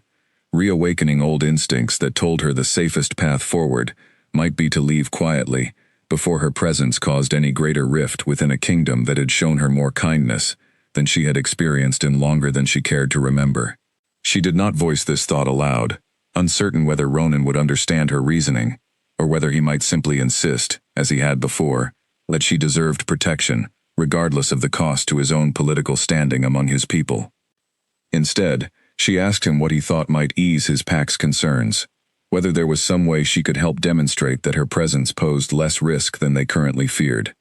Ronan considered the question seriously, and after a long moment, suggested an idea that had been forming gradually in his mind throughout the day, though he had not yet fully decided whether to propose it. He told her that a formal demonstration of her skill, conducted openly before the pack rather than witnessed only by the handful of warriors present during her initial fight in the clearing, might go a long way toward easing lingering doubts about her character and capabilities. If his people could see for themselves the discipline and control behind her fighting ability, rather than relying solely on second-hand accounts and rumor, it might shift the balance of opinion in her favor. Ren considered his proposal carefully, weighing the risks of exposing more of her unusual abilities before an audience already inclined toward suspicion, against the potential benefit of finally easing the tension that had been building around her. After a long moment, she told him that she was willing to consider it, though she asked for time to think it over fully before committing to anything so public. Ronan agreed readily, telling her that the decision was entirely hers to make, and that he would not pressure her into anything she was not fully prepared for. As their conversation wound down for the evening, Ren found herself once again grateful for the careful respect he continued to show her, even amid the growing pressure from his own pack to reconsider his decision to protect her. Yet even as gratitude settled warmly in her chest, a quieter, more familiar unease lingered beneath it, the same instinct that had kept her alive through nearly a year of constant flight, warning her that safety, however genuine it might currently feel, rarely lasted as long as she hoped it would. The next morning, Ren woke early and made her way to the training yard before most of the pack had fully begun their daily routines, drawn by an old habit of testing her body's readiness in quiet solitude before facing the demands of the day ahead. She found the yard mostly empty, save for a lone figure already moving through a slow, deliberate combat form near the far wall. It was Freya, one of the few female warriors within the Blackwood Pack's senior ranks, a lean, quick fighter, known for her exceptional speed rather than raw strength. Freya glanced up as Ren approached, offering a small nod of acknowledgement rather than the guarded suspicion Ren had grown accustomed to from many of the other warriors over the past week. Freya asked, with the same blunt curiosity Alden had shown days earlier, whether Ren might be willing to spar, purely for practice, nothing more. Ren hesitated only briefly before agreeing, grateful for the chance to move her body freely after so many days, spent largely confined to careful conversation and cautious recovery. The two women fell into a measured, controlled exchange, testing each other's reflexes and technique, without the desperate urgency that had defined Ren's fight against the rogues days earlier. Freya proved skilled and fast, though even she could not fully match the fluid unpredictability of Ren's movements, and after several exchanges, she stepped back, breathing hard, a genuine smile spreading across her face, despite having been bested in nearly every exchange. She told Ren, with obvious admiration rather than resentment, that she had never sparred against anyone who moved quite like that before, and asked, half joking, whether Ren might be willing to teach her some of what she knew. The request caught Ren off guard, warming something in her chest that had remained carefully guarded for so long she had almost forgotten the feeling entirely. Their brief sparring session, witnessed by a handful of early risers passing through the training yard, quietly began shifting perceptions among at least a few more members of the pack, word spreading through casual conversation about the skilled newcomer who had earned Freya's genuine respect on the training floor. It was a small thing, but Ronan noticed the subtle change in atmosphere when he crossed paths with Ren later that day, the way a few more warriors offered brief nods of acknowledgement rather than wary, sidelong glances. He mentioned the shift to her during their evening conversation, and Ren allowed herself a small, cautious smile, admitting that perhaps Freya's willingness to spar openly had done more to ease tension than any formal demonstration might have accomplished. Still, she remained aware that a handful of eased opinions among younger warriors would not be enough to satisfy someone like Silas, whose concerns ran deeper than simple curiosity about her fighting style.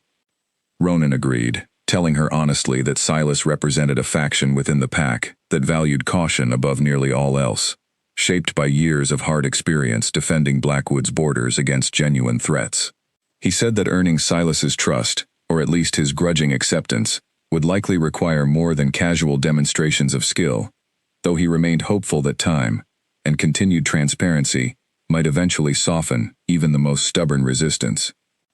As their conversation continued into the evening, Ren found herself thinking, not for the first time, about how strange it felt to be discussing long-term acceptance within a pack she had only known for a matter of days, when every previous chapter of her life on the run had taught her to expect impermanence, to never plan further ahead than the next necessary move.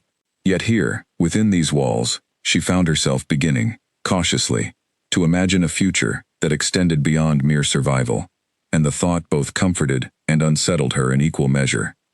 The formal proposal for a demonstration reached Silas and the other senior warriors 3 days later, presented by Ronan, during a gathering deliberately structured to allow every voice within the pack's leadership a chance to weigh in before any final decision was made.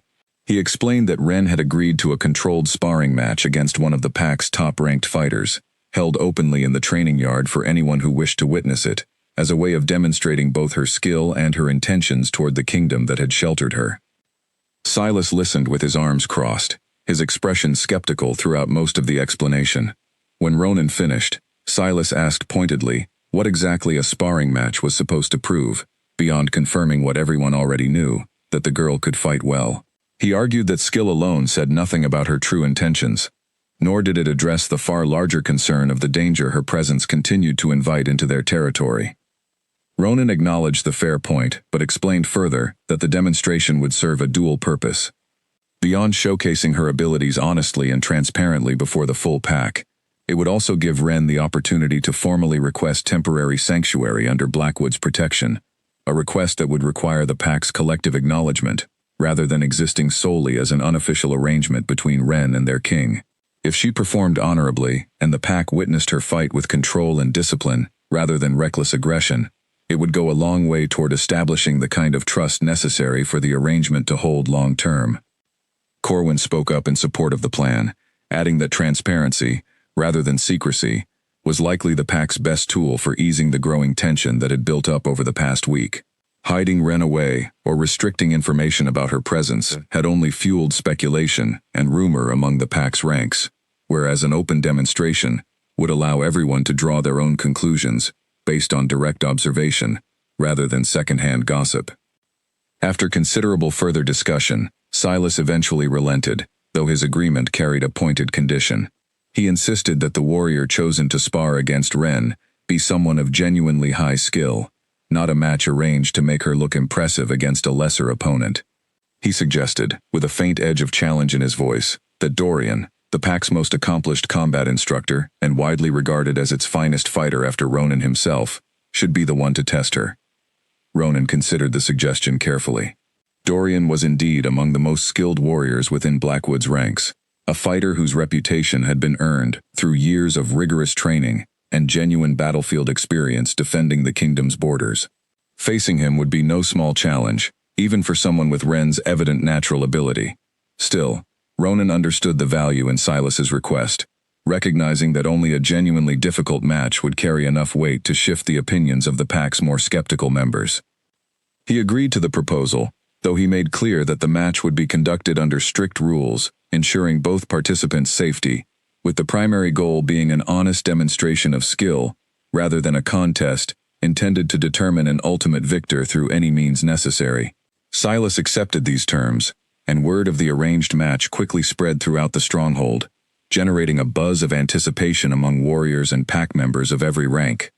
When Ronan informed Ren of the arrangement later that evening, he watched her expression carefully, gauging her reaction to learning she would be facing the pack's most skilled fighter, rather than a more moderate opponent. Ren absorbed the news with characteristic calm, though he noticed a flicker of genuine concern cross her features before she carefully smoothed it away. She asked him honestly whether he believed this arrangement was fair, or whether it had been designed deliberately to test her limits, in a way that risked exposing more than either of them intended to reveal before the wider pack. Ronan admitted that the possibility had occurred to him as well, acknowledging that facing Dorian would push her abilities to their absolute edge, potentially revealing aspects of her fighting style, or the deeper nature of whatever unusual ability she carried, that she had thus far kept carefully hidden even from him. Ren fell silent for a long moment, clearly weighing the risk. She admitted, finally, that there were things about her abilities that she had not yet shared with anyone within the stronghold, aspects of her heritage that went beyond simple combat training, elements she had worked hard to suppress and control, precisely because revealing them carried its own significant danger. She did not elaborate further on what exactly those hidden aspects were, though the weight in her voice told Ronan clearly that whatever she was protecting ran deeper than mere fighting technique.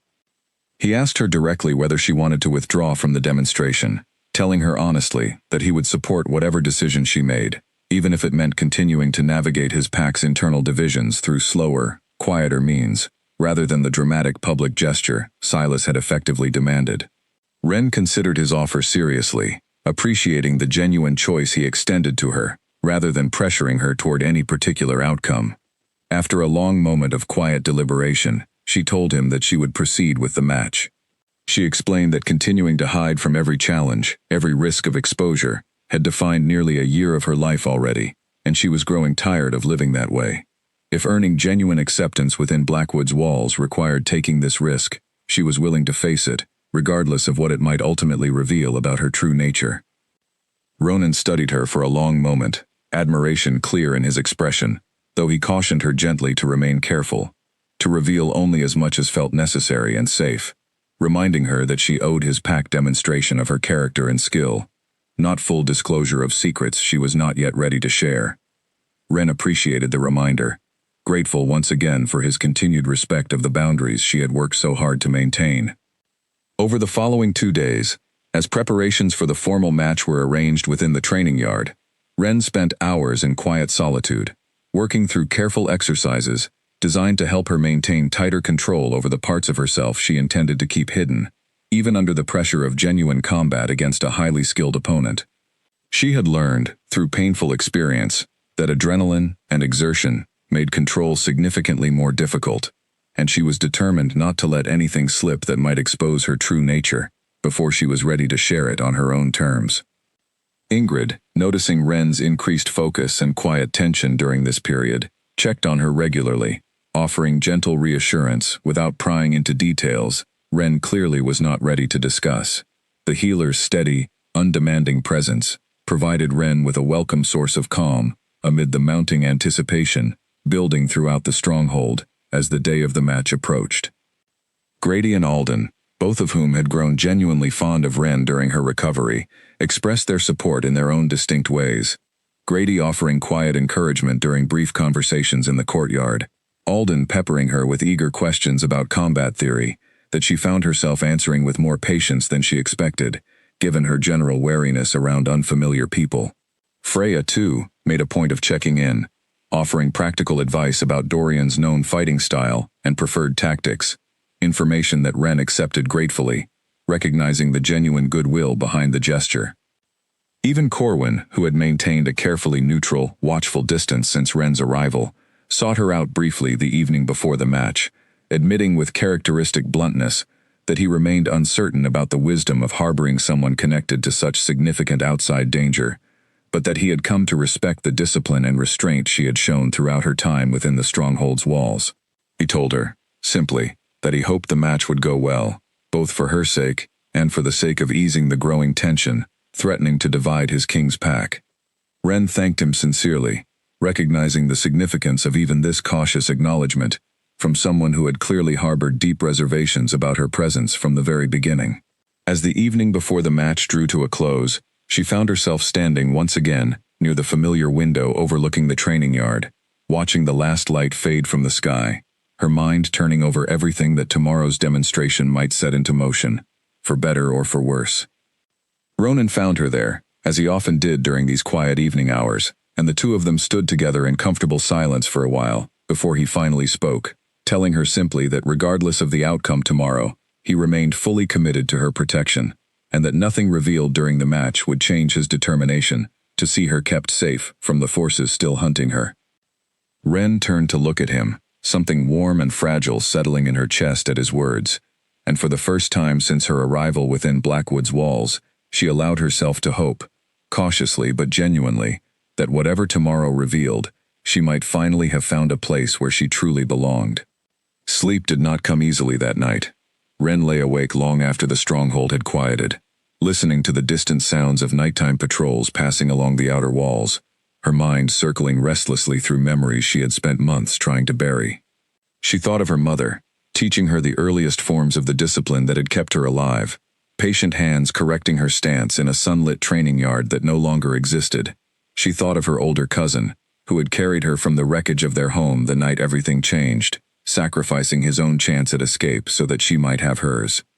She had not allowed herself to think of them this clearly in a long time. Grief, she had learned early in her months of running, was a luxury that could get a person killed if indulged at the wrong moment, when vigilance mattered more than mourning. But here, within walls that had begun to feel less like a temporary shelter and more like something approaching home, the old grief rose more easily to the surface, no longer held back by the constant demand of pure survival. She rose before dawn, unable to remain still any longer, and made her way quietly to the training yard while the stronghold still slept. The air was cool and sharp, carrying the particular stillness that exists only in the hour before sunrise. She moved through a series of slow forms, not to prepare her muscles for the coming match, but to steady her mind, to find the same quiet center she had relied upon countless times before facing danger. As the sky began to lighten from black to deep gray, she became aware of another presence watching from the edge of the yard. It was Hollis, the elder advisor who had spoken of half-remembered rumors regarding her bloodline during the earlier meeting with Ronan's council. He approached slowly, his expression thoughtful rather than suspicious, and asked if he might have a word before the day's events began in earnest. Ren lowered her guard slightly, recognizing something in the old warrior's demeanor that put her more at ease than she expected. Hollis told her that he had spent the past several nights searching through old records kept within the stronghold's archives, hoping to find more concrete information about the bloodline the captured rogue had mentioned. He admitted that most of what he found remained frustratingly incomplete, fragments of old accounts written in language too vague or too heavily coded to yield clear answers. But he had found one thing worth sharing, he said. An old passage, written generations earlier by a pack historian long since passed, describing a lineage capable of drawing on abilities that blurred the line between shifter and something older, something that predated the formal division between human and wolf that most modern packs now took for granted. The passage had described this lineage with a mixture of awe and unease, noting that such power, when finally awakened fully within a bloodline carrier, could shift the balance of an entire territory's fortunes, for good or for ill, depending on how it was wielded. Ren listened in silence, her expression carefully controlled even as something cold settled in her stomach at hearing her family's secret spoken aloud, however incompletely, by someone outside her own bloodline for the first time in her life. She asked Hollis whether he intended to share this information more widely among the pack's leadership. The old advisor considered the question seriously before answering that he had not yet decided, wanting first to hear her own perspective on whether such information, however incomplete, might do more harm than good if revealed prematurely. His willingness to consult her directly, rather than simply acting on his own judgment, struck Ren deeply. She admitted, cautiously, that she appreciated his discretion, and asked for a little more time before any further information about her family's true nature was shared beyond the small circle who already knew fragments of the truth. Hollis agreed readily, telling her that he trusted her judgment on the matter, and that he hoped, regardless of what today's demonstration revealed, that she would eventually feel safe enough within these walls to share the fuller truth when she was ready. Their quiet conversation was interrupted by the sound of the stronghold beginning to stir, warriors emerging from their quarters to begin the day's routines, word already spreading that the anticipated match between Ren and Dorian would take place that afternoon. Hollis excused himself with a respectful nod, leaving Ren alone once more in the training yard, the weight of his words settling alongside the nervous anticipation already building within her chest. She spent the remaining hours before the match in quiet preparation, eating a light meal despite her lack of appetite, reviewing in her mind everything Freya had shared about Dorian's preferred fighting style and tactics. She thought carefully about how much of her true ability she was willing to reveal, settling on a careful boundary in her own mind, enough to demonstrate genuine skill and earn the pack's respect, but not so much that she crossed into territory that might expose the deeper, more dangerous truth about her heritage before she was ready to share it fully on her own terms. As the appointed hour approached, she made her way toward the training yard, where a sizable crowd had already begun gathering along the yard's edges, warriors of every rank drawn by curiosity and the promise of witnessing a match between two clearly skilled fighters. She spotted familiar faces scattered throughout the crowd, Grady offering an encouraging nod, Alden practically vibrating with excitement near the front, Freya standing with arms crossed and a confident smile, clearly certain of the outcome despite having been thoroughly outmatched during their own earlier sparring session. Silas stood near the yard's central platform, his expression unreadable, flanked by several of the pack's other senior warriors who shared his cautious skepticism. Ronan stood near the platform's edge as well, his gaze finding Ren's the moment she entered the yard, offering a small, steadying nod that she found herself grateful for despite her general reluctance to rely on anyone else's reassurance. Dorian waited at the center of the training platform, a tall, composed warrior with calm, watchful eyes and the kind of relaxed readiness that spoke of years of genuine combat experience rather than mere training exercises.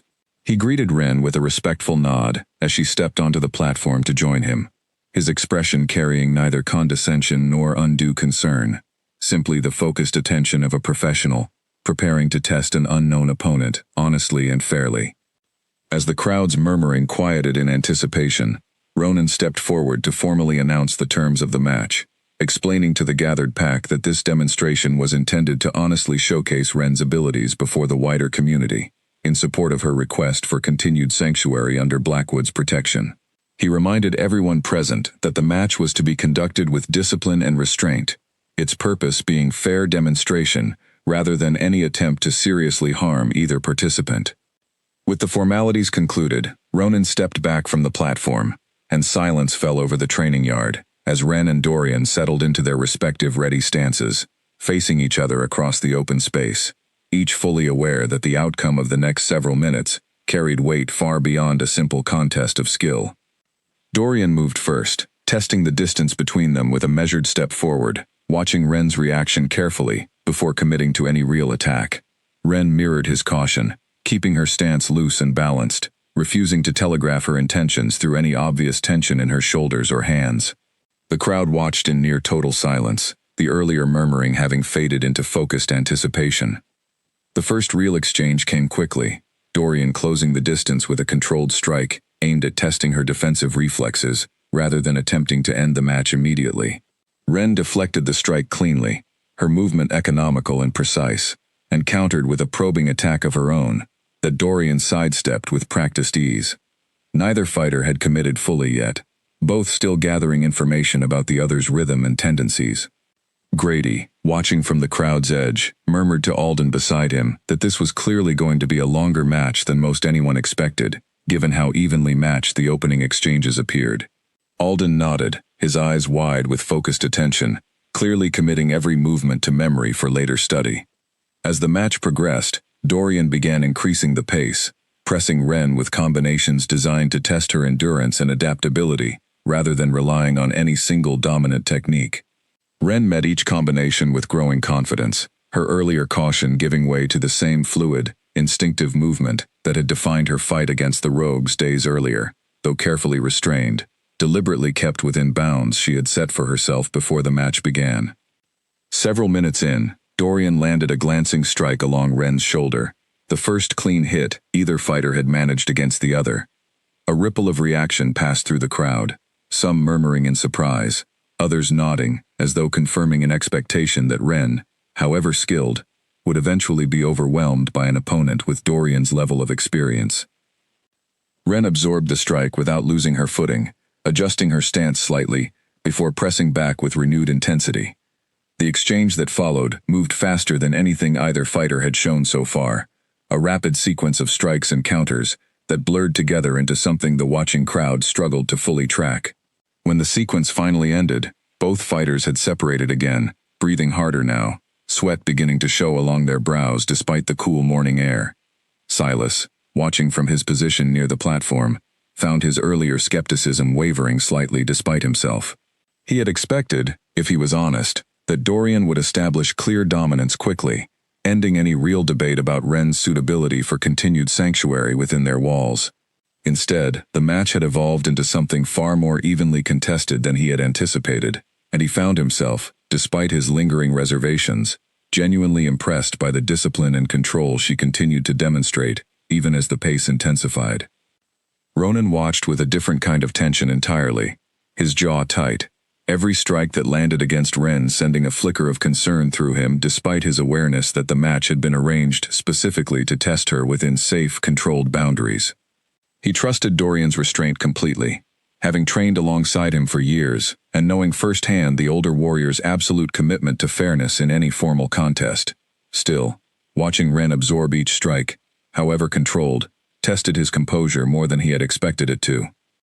As the match entered its later stages, both fighters clearly tiring, Dorian shifted his approach, attempting a more aggressive combination, intended to finally break through Ren's defenses decisively.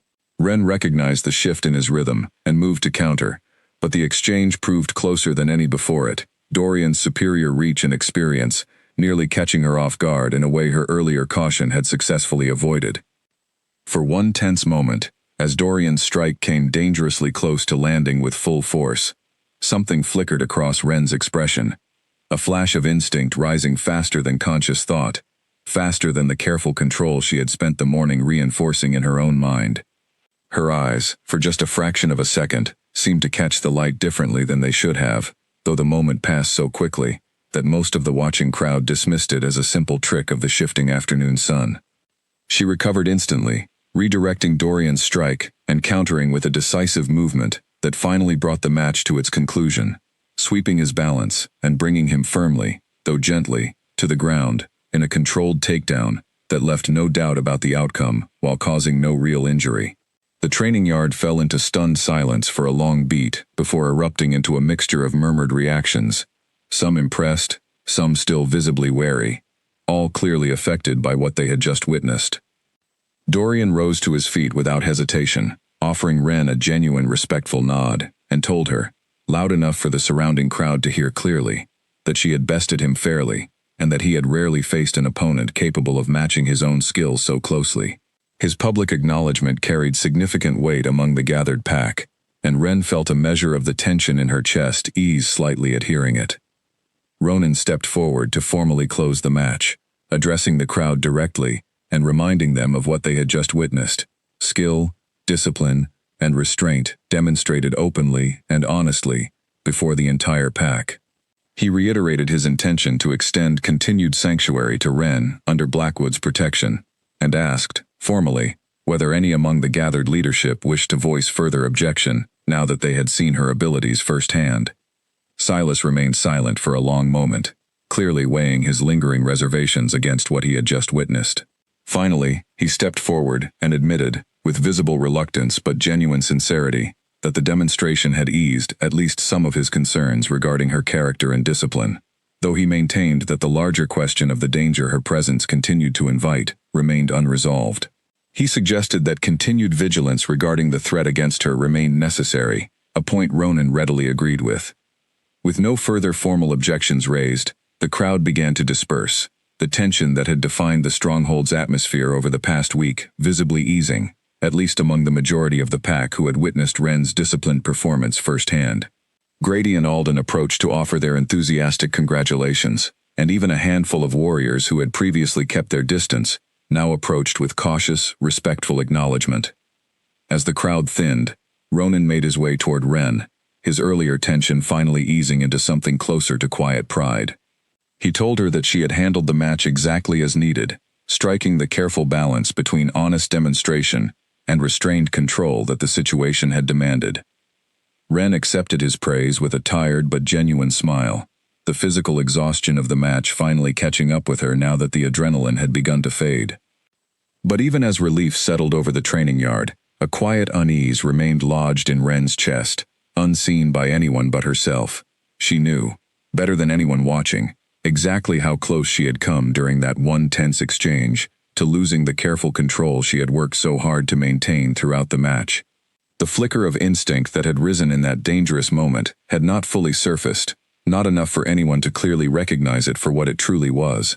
But she understood with growing certainty that such careful restraint would not hold indefinitely, especially if she ever faced a threat serious enough to push her control past its breaking point. She said nothing of this concern to Ronan as they walked together from the training yard, allowing him this moment of relief, without burdening him with the deeper worry still coiling quietly beneath her own composed exterior. But the thought remained with her throughout the rest of the day, a quiet warning that the truth about her family's bloodline, however carefully she continued to guard it, would not remain hidden forever, not if the danger following her ever forced her hand as decisively as it nearly had today. That evening, the stronghold held an informal gathering in the main hall, a loose celebration of sorts, though officially it was framed simply as a shared meal, marking the end of a long, tense week. Long tables were set with simple food, and the atmosphere carried a lightness that had been noticeably absent since the night Ren first arrived within Blackwood's walls. Warriors who had kept careful distance now sat near her, asking genuine questions about her training, her travels, offering their own stories in exchange. Ren found the sudden warmth almost overwhelming after so many months of enforced solitude, though she welcomed it more readily than she expected. She sat between Freya and Grady, listening to Alden recount an exaggerated version of the match to a group of younger pack members who had not been present to witness it firsthand, his enthusiasm drawing good-natured laughter from everyone within earshot.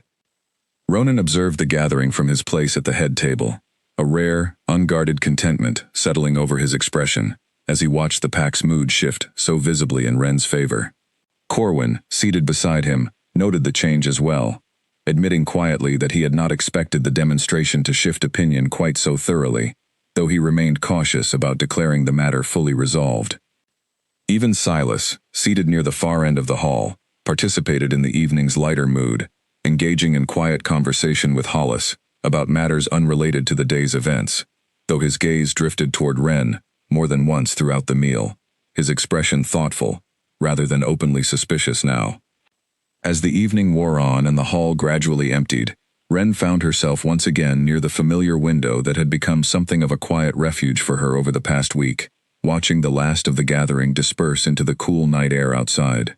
Ronan joined her there, as he so often did, and the two of them stood together in comfortable silence for a while before he spoke.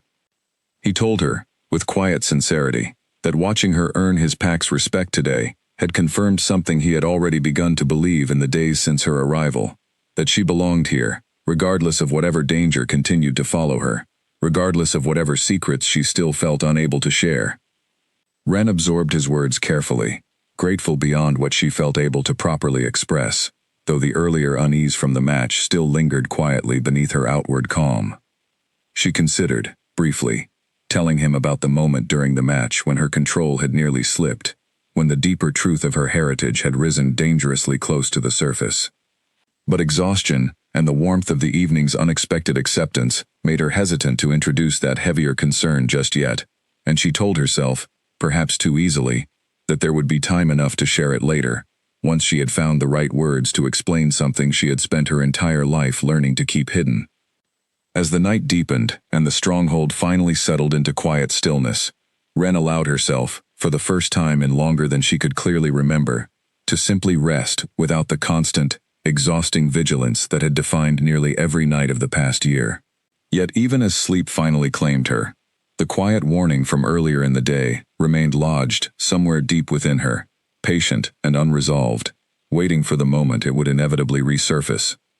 3 days after the match, life within the Blackwood stronghold had settled into something resembling normalcy, or as close to normalcy as it could be, with an unresolved threat still lingering somewhere beyond the kingdom's borders. Ren had begun taking on small, informal responsibilities around the stronghold, helping Ingrid organize the healing quarters supplies, joining Freya and a small group of warriors for morning training sessions that had become a welcome routine rather than a source of anxiety. It was during one such morning session that everything changed. The group had gathered in the training yard as usual, working through a series of increasingly complex sparring exercises meant to sharpen reflexes and adaptability. Ren was paired against 2 warriors simultaneously, a common enough exercise designed to simulate the pressure of facing multiple opponents, something she had significant real experience with given the circumstances of her arrival within the pack. The exercise began normally, controlled and measured, both warriors working together to test her defensive capabilities without any real intent to cause harm. But partway through the session, a sharp cry rang out from the stronghold's outer wall, followed immediately by the deep, resonant sound of the alarm horn, a signal every member of the pack recognized instantly as a call to immediate defensive readiness. The training yard erupted into controlled chaos, warriors abandoning their exercises and rushing toward weapon racks and defensive positions, years of drilled response taking over, without need for explicit instruction. Ren felt her own instincts surge immediately to the forefront, years of survival training overriding any hesitation as she moved toward the sound of the alarm alongside the others. Word spread quickly through the mobilizing pack that a significant force had been spotted approaching from the northern tree line, far larger than any rogue patrol they had previously encountered, moving with an organized formation that suggested deliberate, coordinated intent rather than random opportunistic raiding. Ronan emerged from the main hall, already fastening his own combat gear, his expression sharp and focused as he began issuing rapid commands to his assembled warriors. Corwin reached him quickly, reporting that scouts had identified the approaching force as significantly larger than any single rogue pack, and that their formation and equipment suggested professional, hired fighters, rather than the loosely organized rogues who had attacked Ren in the forest weeks earlier. The implication settled heavily over the gathered warriors. This was not a random threat. This was the second attempt the earlier captured rogue had warned them to expect, arriving with far greater force than before. Ronan's gaze found Ren across the courtyard, and something passed between them in that single, tense look, a shared understanding of exactly what this attack likely meant, and exactly who it had truly come for. He moved toward her quickly, telling her that she should retreat to the stronghold's inner keep, where she would be protected by a dedicated guard, while his warriors handled the defense of the outer walls. Ren refused immediately, her voice firm despite the chaos surrounding them. She told him that hiding while his people fought a battle, brought directly to their doorstep because of her, was not something she was willing to accept, not after everything his pack had already done to protect and shelter her. Ronan opened his mouth to argue further, but the urgency of the moment left no time for prolonged debate, and something in Ren's expression told him clearly that this was not a point she intended to yield on. He relented, though he insisted she remain close to himself and Corwin during the coming fight, rather than venturing into the battle independently. Ren agreed to this compromise, and the two of them moved quickly toward the outer wall alongside the rest of the mobilizing warband, the sound of approaching footsteps and low, coordinated growls already audible from beyond the tree line. The attacking force emerged from the forest in organized ranks, easily numbering 3 times the size of the group that had originally hunted Ren in the clearing weeks earlier. At their front walked a tall, cold-eyed man who carried himself with the unmistakable bearing of someone accustomed to command, his gaze sweeping across the assembled Blackwood defenders before settling, with chilling precision, directly on Ren standing near the front of the formation.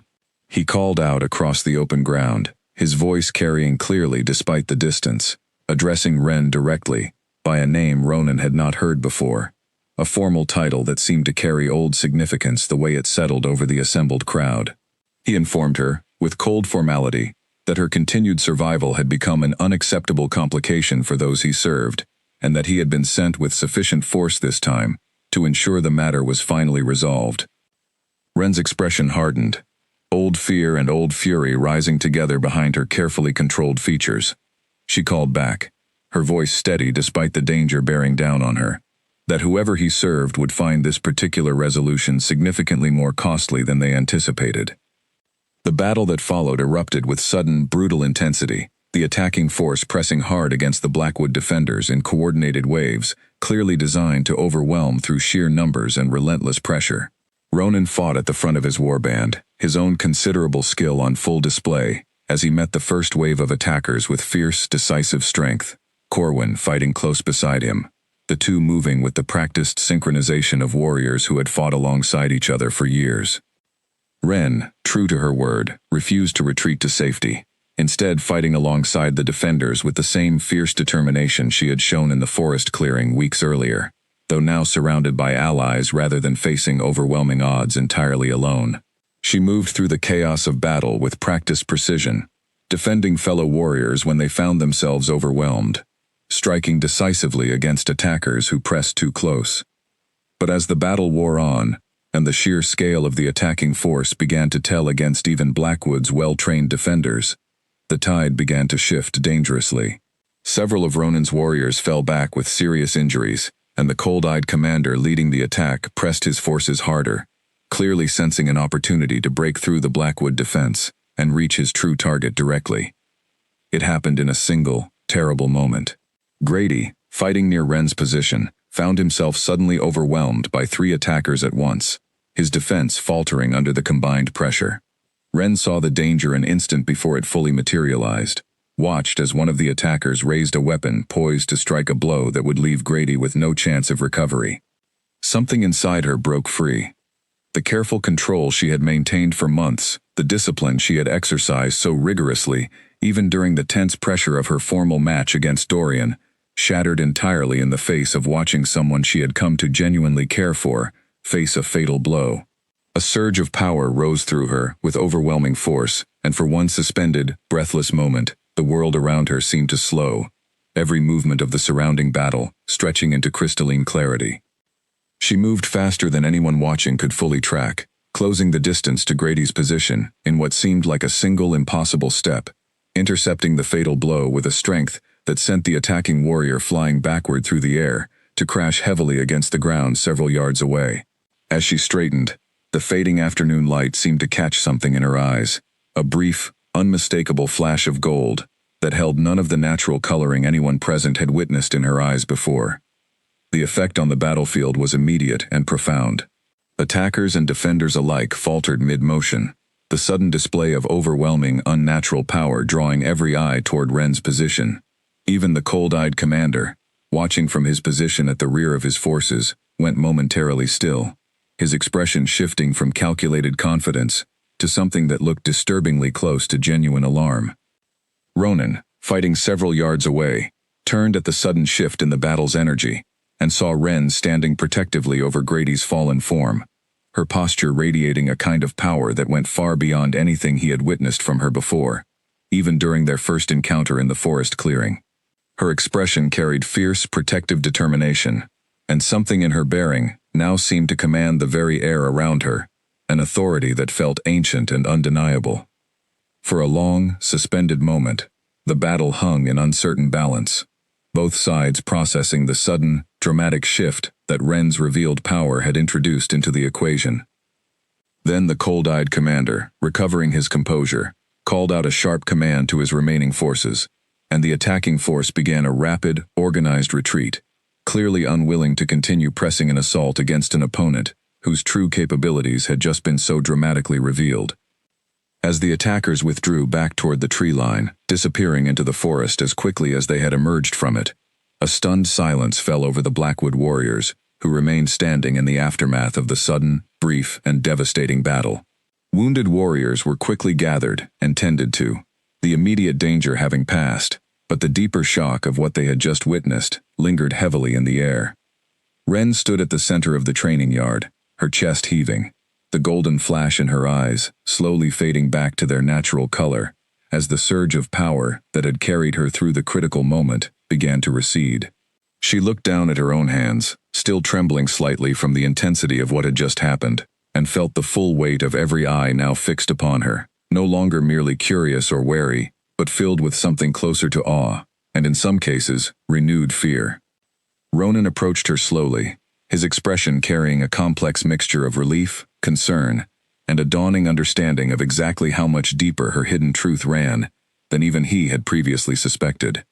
He asked her quietly, gently, if she was all right, and Wren nodded, though her voice, when she finally spoke, carried a rawness that betrayed just how deeply the moment had shaken her.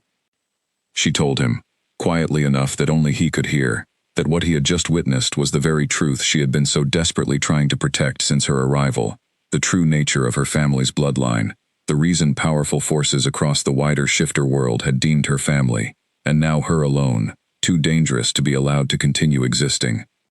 Around them, the training yard remained hushed, the entire pack processing the reality of what they had just witnessed, the reality that the girl they had slowly, cautiously welcomed into their community carried a power far beyond anything any of them had previously encountered, a power that had just saved one of their own from certain death, but which also confirmed, beyond any remaining doubt, exactly why she had been hunted so relentlessly across every territory she had passed through during her long, exhausting flight from those who wished to see her erased. Grady, still recovering from the near-fatal blow he had narrowly escaped, pushed himself upright with the help of two fellow warriors, his eyes fixed on Ren with an expression of stunned gratitude rather than fear. He told her, his voice still shaky from the closeness of his escape, that whatever she truly was, he owed her his life, and that nothing he had just witnessed changed the respect and friendship he had come to feel toward her over the past weeks. His words seemed to break some of the tension that had settled over the watching crowd, several other warriors nodding in cautious agreement, though the atmosphere remained heavy with the weight of unanswered questions. Silas, standing near the edge of the yard, studied Ren with an unreadable expression, his earlier reservations about her presence now colored by an entirely new dimension of concern regarding exactly what kind of power their kingdom had chosen to shelter within its walls. Ronan called for the wounded to be moved immediately to the healing quarters, and for the pack's remaining warriors to secure the outer walls in case the retreating force attempted a second approach under cover of darkness. The urgency of these immediate practical concerns gave the shaken pack something concrete to focus on, pulling attention away, at least temporarily, from the larger questions swirling around Ren's dramatic revelation. As the wounded were carried toward Ingrid's care, and the remaining warriors moved to reinforce the stronghold's defenses, Ronan guided Ren away from the crowded training yard, toward the relative privacy of the main hall, where they could finally speak without the weight of dozens of watching eyes pressing down upon them. She walked beside him in silence, her earlier fierce energy now fully drained, replaced by an exhaustion that seemed to reach far deeper than mere physical fatigue. Once inside the quiet hall, Ronan asked her gently to explain, as fully as she felt able, exactly what he had witnessed in the training yard, and what it truly meant for the danger continuing to follow her. Ren sank into a nearby chair, her hands still trembling slightly, as the last remnants of adrenaline finally began to fade from her system. She told him that the power he had witnessed was not something she could simply summon at will, that it existed within her as an inherited capability, tied directly to her family's ancient bloodline, one that had remained largely dormant throughout most of her life, surfacing only under conditions of extreme emotional intensity or mortal danger. She explained that her mother had once told her, before everything was taken from her family, that such power had not fully manifested within their bloodline for several generations, and that its sudden reawakening within Ren herself had been part of what drew the dangerous attention that ultimately led to her family's destruction. Ronan listened carefully, piecing together the fuller picture, now forming from everything Ren had shared and everything Hollis had uncovered in his research. He asked, carefully, whether she had any understanding of why certain powerful factions within the wider shifter world considered this particular power dangerous enough to warrant such extreme, coordinated efforts to eliminate her family entirely. Ren admitted that she did not fully understand the deeper political history behind the fear surrounding her bloodline, only that her mother had spoken of old conflicts, generations past, in which ancestors carrying this same power had played decisive roles in shifting the balance of territorial control across entire regions, results that certain long-established ruling families had never fully forgiven or forgotten. She suspected, though she could not confirm with certainty, that whoever was funding the assassination attempts against her feared a repeat of that old history, feared what might happen if her power, now clearly reawakened, was allowed to mature and strengthen unchecked. Ronan absorbed this information with growing gravity, understanding now more clearly than ever exactly what scale of danger his kingdom had chosen to shelter within its walls. Yet even as the full weight of that danger settled over him, his resolve did not waver. He told Ren plainly that today's battle had proven, beyond any remaining doubt, exactly why she deserved protection, rather than abandonment, having used her extraordinary power not for conquest or personal gain, but to save the life of a warrior who had shown her nothing but kindness since her arrival.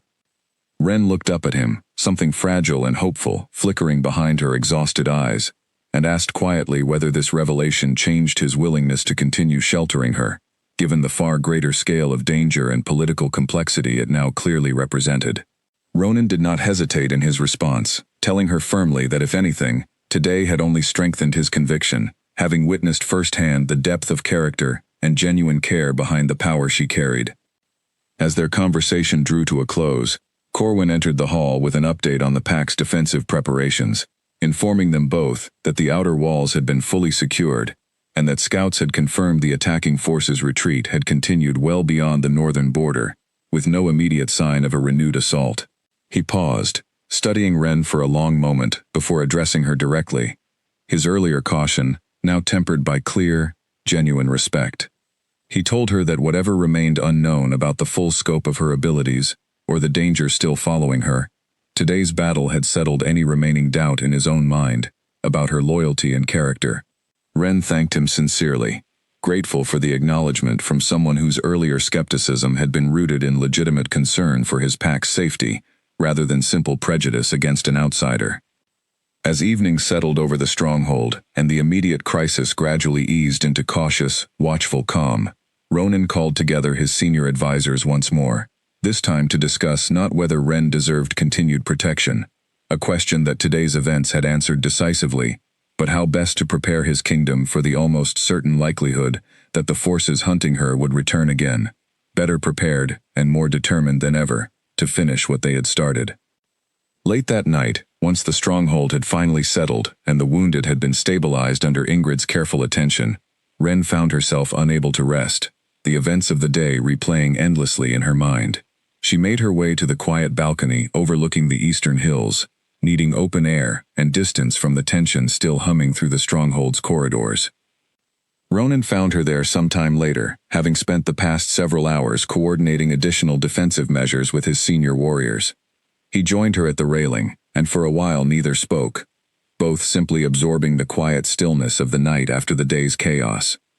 Eventually, Ren broke the silence herself, telling him that she owed him, and his entire pack, the fuller truth she had been withholding since her arrival, not because she no longer trusted them, but because today's battle had made clear that half-truths were no longer a fair or sustainable foundation for the protection they continued to extend to her. She began by explaining, more fully than she ever had before, the nature of her family's bloodline. Generations earlier, she told him, her ancestors had carried an ability that predated the modern division between human and shifter entirely, a power connected to older, near-forgotten forces that had once shaped the earliest shifter territories before the current system of packs and kingdoms had fully formed. This power manifested differently in each generation, sometimes lying dormant for decades, sometimes surfacing with startling intensity in a single bloodline carrier, as it had within her. She explained that several generations back, one of her ancestors had used this awakened power to help resolve a devastating territorial conflict between several rival kingdoms, intervening decisively in a way that ultimately saved countless lives but permanently altered the established balance of power across the region. While many had viewed this intervention as a heroic act, others, particularly among ruling families who had lost significant territory and influence as a direct result, had never forgiven what they viewed as unwelcome interference in matters that should have been settled through traditional means alone. Over the generations that followed, resentment toward her bloodline had quietly festered among certain powerful, well-connected families, passed down alongside old grudges and unresolved ambitions. When Ren's own power began to show early signs of awakening several years earlier, word had apparently reached these old enemies through channels she still did not fully understand, and they had moved decisively and mercilessly to ensure history would not repeat itself. She described, with quiet, controlled pain, the night her family's home had been attacked, the coordinated strike that had claimed the lives of her parents, her older cousin, and nearly everyone else she had ever known and loved. She had survived only because her cousin, sensing the danger moments before the attack fully began, had hidden her away in a concealed passage beneath their home, sacrificing his own chance at escape to ensure hers. She told Ronan that she had spent the year since that night moving constantly, never remaining in any single territory long enough to be tracked down, relying entirely on the training her family had given her, and the fragments of survival skill she had gathered along the way. She had encountered rogues and hired trackers on several previous occasions during her months of flight, though none as organized or well-resourced as the force that had attacked Blackwood's walls today. Ronan listened to her full account without interruption, absorbing the weight of everything she shared with the same careful attention he had offered throughout every previous conversation between them. When she finished, he was quiet for a long moment, processing the full scope of what she had endured. Admiration and quiet anger warring together behind his composed expression.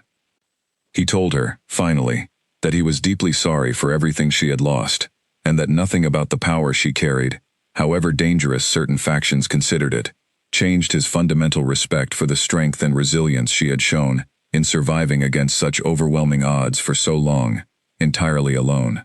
He added that today's battle had shown him clearly that whatever ancient power ran through her bloodline, she wielded it not for conquest or personal gain, but in defense of those she cared about, precisely the kind of character he valued most in any warrior, whether born into a traditional pack or carrying a heritage as unique as her own.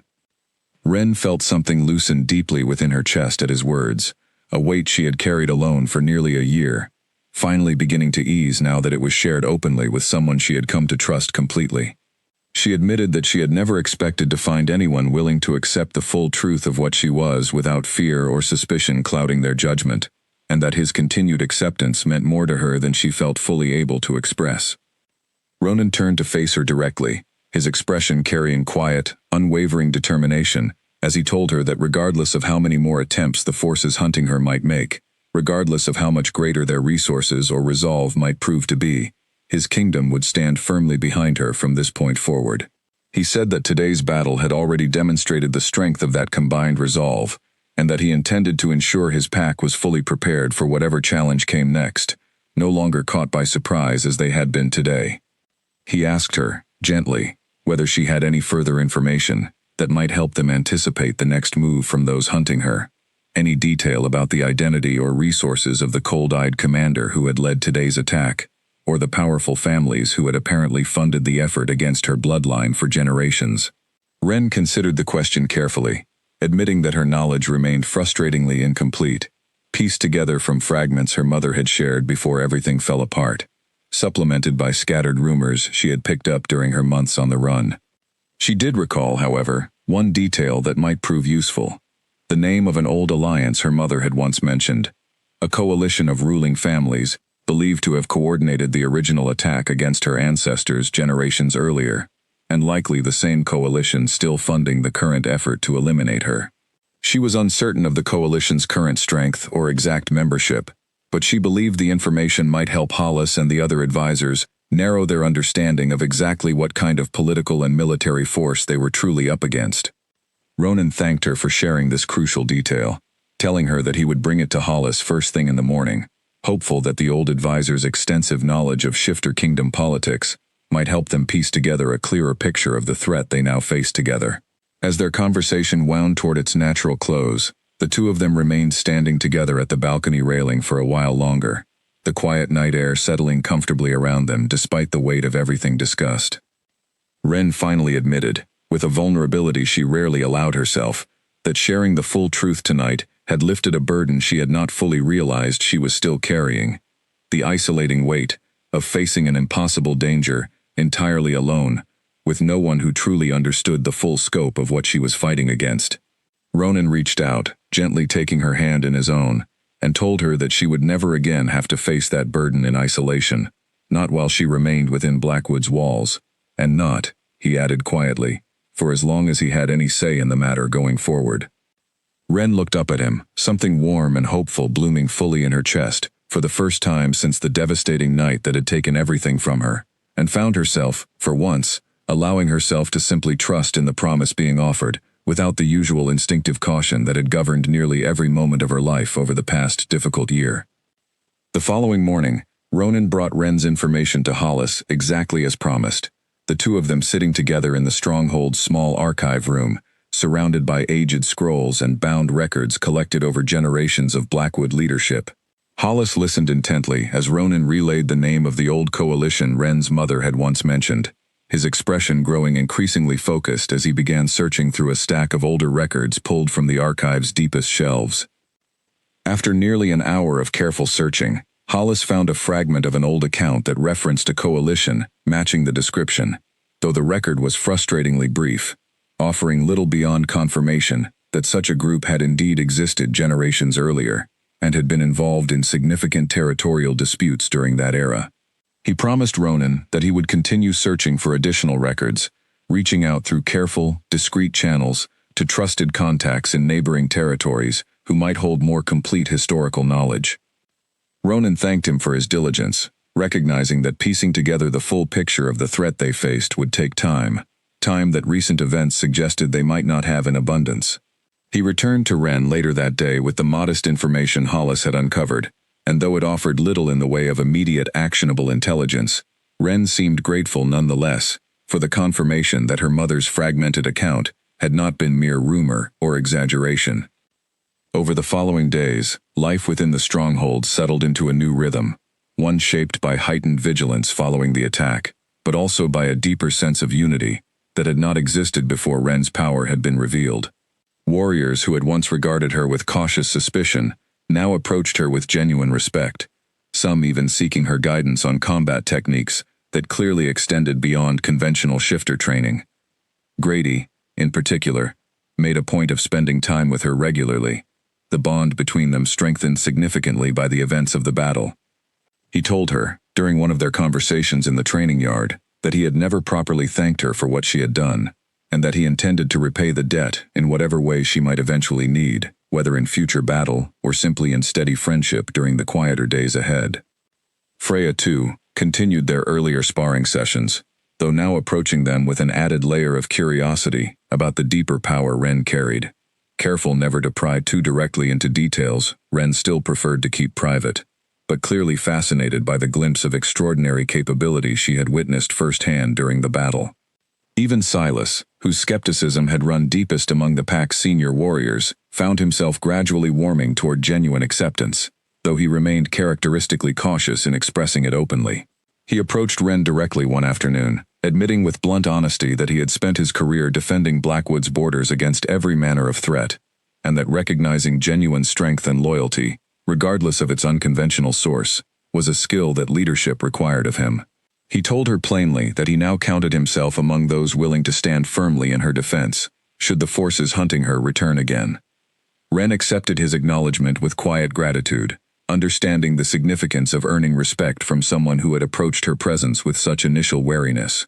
As the days passed, and the immediate shock of the battle gradually settled into watchful preparation for whatever might come next, she found herself increasingly at ease within the walls that had so quickly transformed from an uncertain refuge into something that felt, more and more each day, like genuine home. 2 weeks after the failed attack, a rider arrived at Blackwood's gates, carrying urgent news from an allied territory to the north. Ronan received the message in his private hall, Corwin and Hollis standing beside him as he broke the seal and read through the carefully worded warning contained within. The message came from a longtime ally, a neighboring pack leader named Edmund who had maintained friendly relations with Blackwood for years, through occasional trade and mutual defense agreements. Edmund's letter reported that a large, well-organized force had been spotted moving through the border regions between their territories, a force matching descriptions of the same coalition that had attacked Blackwood 2 weeks earlier, now apparently gathering additional numbers and resources before what appeared to be a planned, more decisive assault. Ronan felt the weight of the warning settle heavily over him as he finished reading, passing the letter to Corwin and Hollis so they could review its contents themselves. Edmund's message estimated the gathering force at nearly double the size of the group that had attacked previously, and included troubling details about additional hired trackers and mercenaries reportedly being recruited from territories even further afield, suggesting that whoever commanded the coalition against Wren's bloodline was determined to succeed this time, regardless of the cost required. Hollis, having spent the past 2 weeks continuing his careful research into the coalition's history, added grim context to the warning, explaining that everything he had managed to uncover suggested this was an organization accustomed to eventually achieving its objectives through sheer patience and overwhelming resource commitment, even when initial attempts failed. He cautioned that Blackwood needed to prepare not merely for another raid, but for what might amount to a sustained, serious campaign, specifically targeting their kingdom, for as long as they continued sheltering Ren. Ronan called together his full council that same evening, including senior warriors like Silas, Freya, and Dorian, alongside his closest advisors, to discuss how best to prepare for the looming threat. The atmosphere in the meeting hall carried a gravity that had not been present even during the tense days immediately following Ren's arrival, every person present understanding clearly that the coming days would likely determine the fate of their entire kingdom. Ren attended the meeting as well, having earned, through the events of the past weeks, a place among those consulted on matters directly concerning her own safety and the broader threat now bearing down upon the pack that had sheltered her. She listened carefully as Ronan outlined the warning from their northern ally, her expression tightening with familiar guilt as she recognized, once again, that her presence had brought this scale of danger to people who had shown her nothing but growing kindness and acceptance. She spoke up during the discussion, telling the assembled council that she remained willing to leave Blackwood's territory, if doing so might spare them from the coming conflict, understanding that whatever bond of loyalty had formed between herself and the pack over the past weeks did not obligate anyone to risk everything on her behalf. Her offer was met immediately, with firm rejection from nearly everyone present, Grady speaking up first to remind her that she had already proven, through her own actions during the previous battle, exactly the kind of loyalty and sacrifice she now offered to extend once more on their behalf.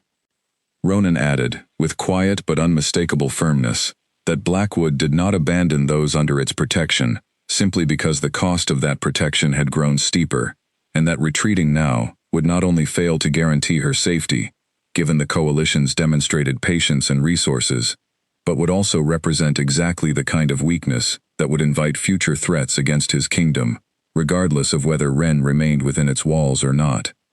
Silas, whose earlier skepticism had fully transformed into genuine commitment over the preceding weeks, added his own firm agreement, stating plainly that Blackwood's strength had always rested on standing firmly against threats rather than yielding to them, and that he saw no reason to abandon that principle now, regardless of how formidable the coming challenge appeared. With Ren's offer to leave firmly rejected by the full council, the discussion shifted toward practical preparation for the coming conflict. Dorian outlined a comprehensive plan for reinforcing the stronghold's defenses, proposing additional training sessions focused specifically on coordinated group combat tactics, designed to counter the kind of overwhelming numbers the coalition appeared to be gathering. Freya suggested reaching out to additional allied territories beyond Edmund's pack, seeking further support and reinforcement, given the scale of the threat now bearing down on them.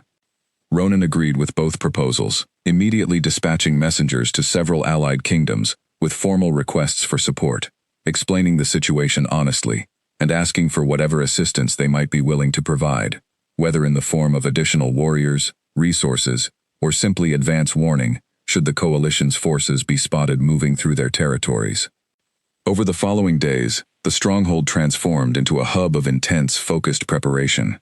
Training sessions ran from dawn until well past sunset, every warrior within Blackwood's ranks pushing themselves toward peak readiness for the battle everyone now understood was inevitable. Ren threw herself fully into this preparation as well, working alongside Dorian and Freya to help refine the pack's combat tactics, drawing on her own extensive experience navigating dangerous, high-stakes conflict during her long months on the run.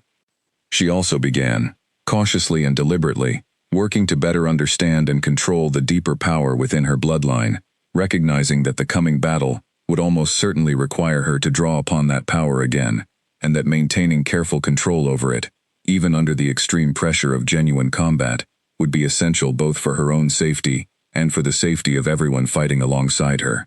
Ingrid, drawing on generations of accumulated healing knowledge within the pack's archives, helped her develop breathing and focus techniques that might aid in maintaining that control, while Hollis continued searching for any additional historical records that might shed further light on how previous bloodline carriers had learned to master their abilities.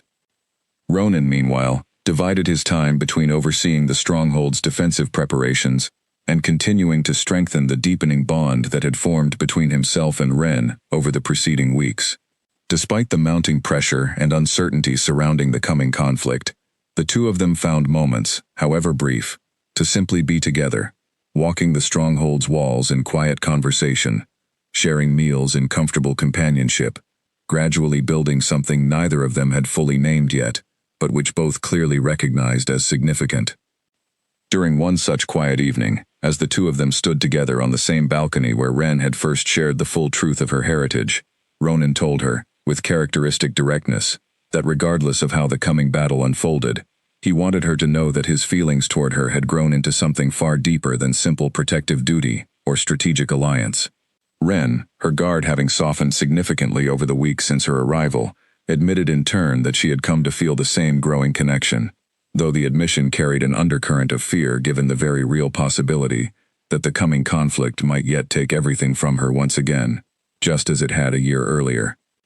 Ronan reassured her gently that he intended to fight with everything he had to ensure that outcome did not repeat itself, that Blackwood's combined strength, bolstered now by allied support and the deepened loyalty of his own pack, stood far better prepared to face this threat than her family had been able to muster alone all those years ago. Ren found comfort in his words, though the old familiar fear continued lingering beneath her growing hope, a reminder of everything she stood to lose should the coming battle end differently than they all hoped.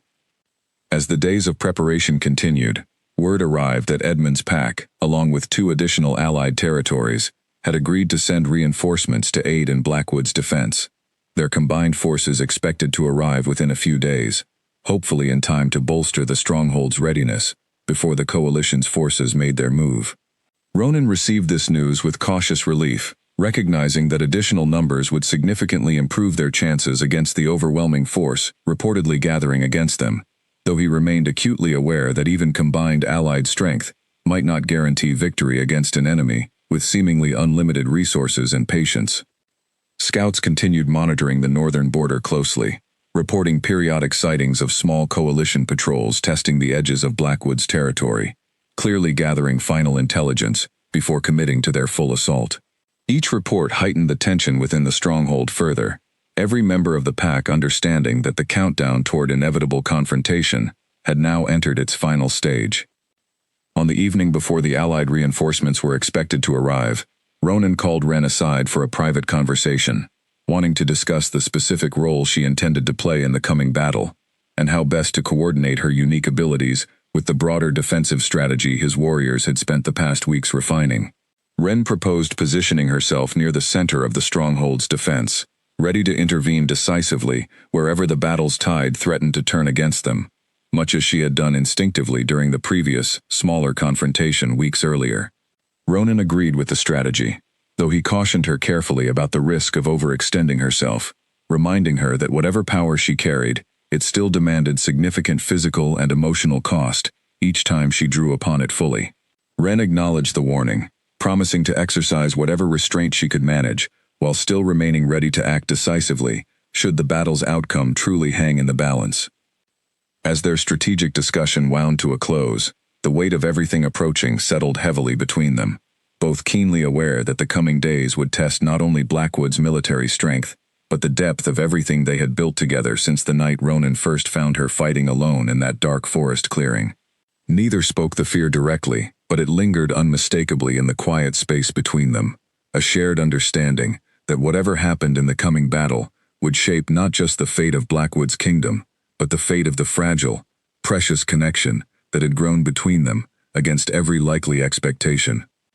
The Allied reinforcements arrived the following afternoon, led by Edmund himself, a tall, weathered leader whose reputation for steady, reliable strength had made him one of Ronan's most trusted allies over the years.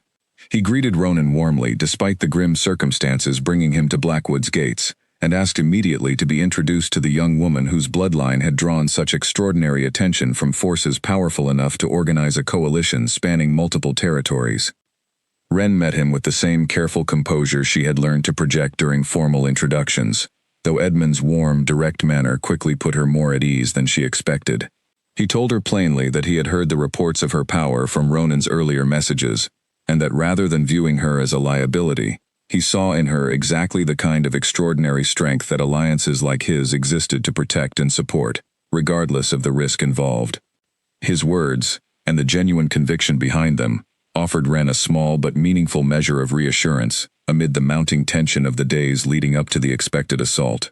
Over the following hours, Edmund's warriors integrated smoothly into Blackwood's defensive preparations, their numbers bolstering the stronghold's walls significantly and providing a welcome boost to morale among Ronan's own pack, who had spent the past weeks preparing largely alone against an uncertain and formidable threat. That evening, a second Allied contingent arrived from the Eastern Territories, led by a sharp-eyed commander named Nolan, whose reputation for tactical brilliance had earned him significant respect among the wider network of Allied packs. He and Dorian fell quickly into detailed strategic discussion, comparing notes on the coalition's likely approach based on the intelligence gathered from scouts and Edmund's own border reports, working together to refine Blackwood's defensive positioning to account for the combined forces now gathered within the stronghold's walls. As the sun set on the final evening before the reinforcements settled fully into their assigned positions, Ronan called together the combined leadership of all three Allied forces for a final strategic briefing, laying out the full scope of what they knew and did not know about the coalition's approaching assault. Scouts had confirmed that the enemy force, now estimated to be significantly larger even than Edmund's original warning had suggested, was moving steadily southward, expected to reach Blackwood's borders within the next 2 days.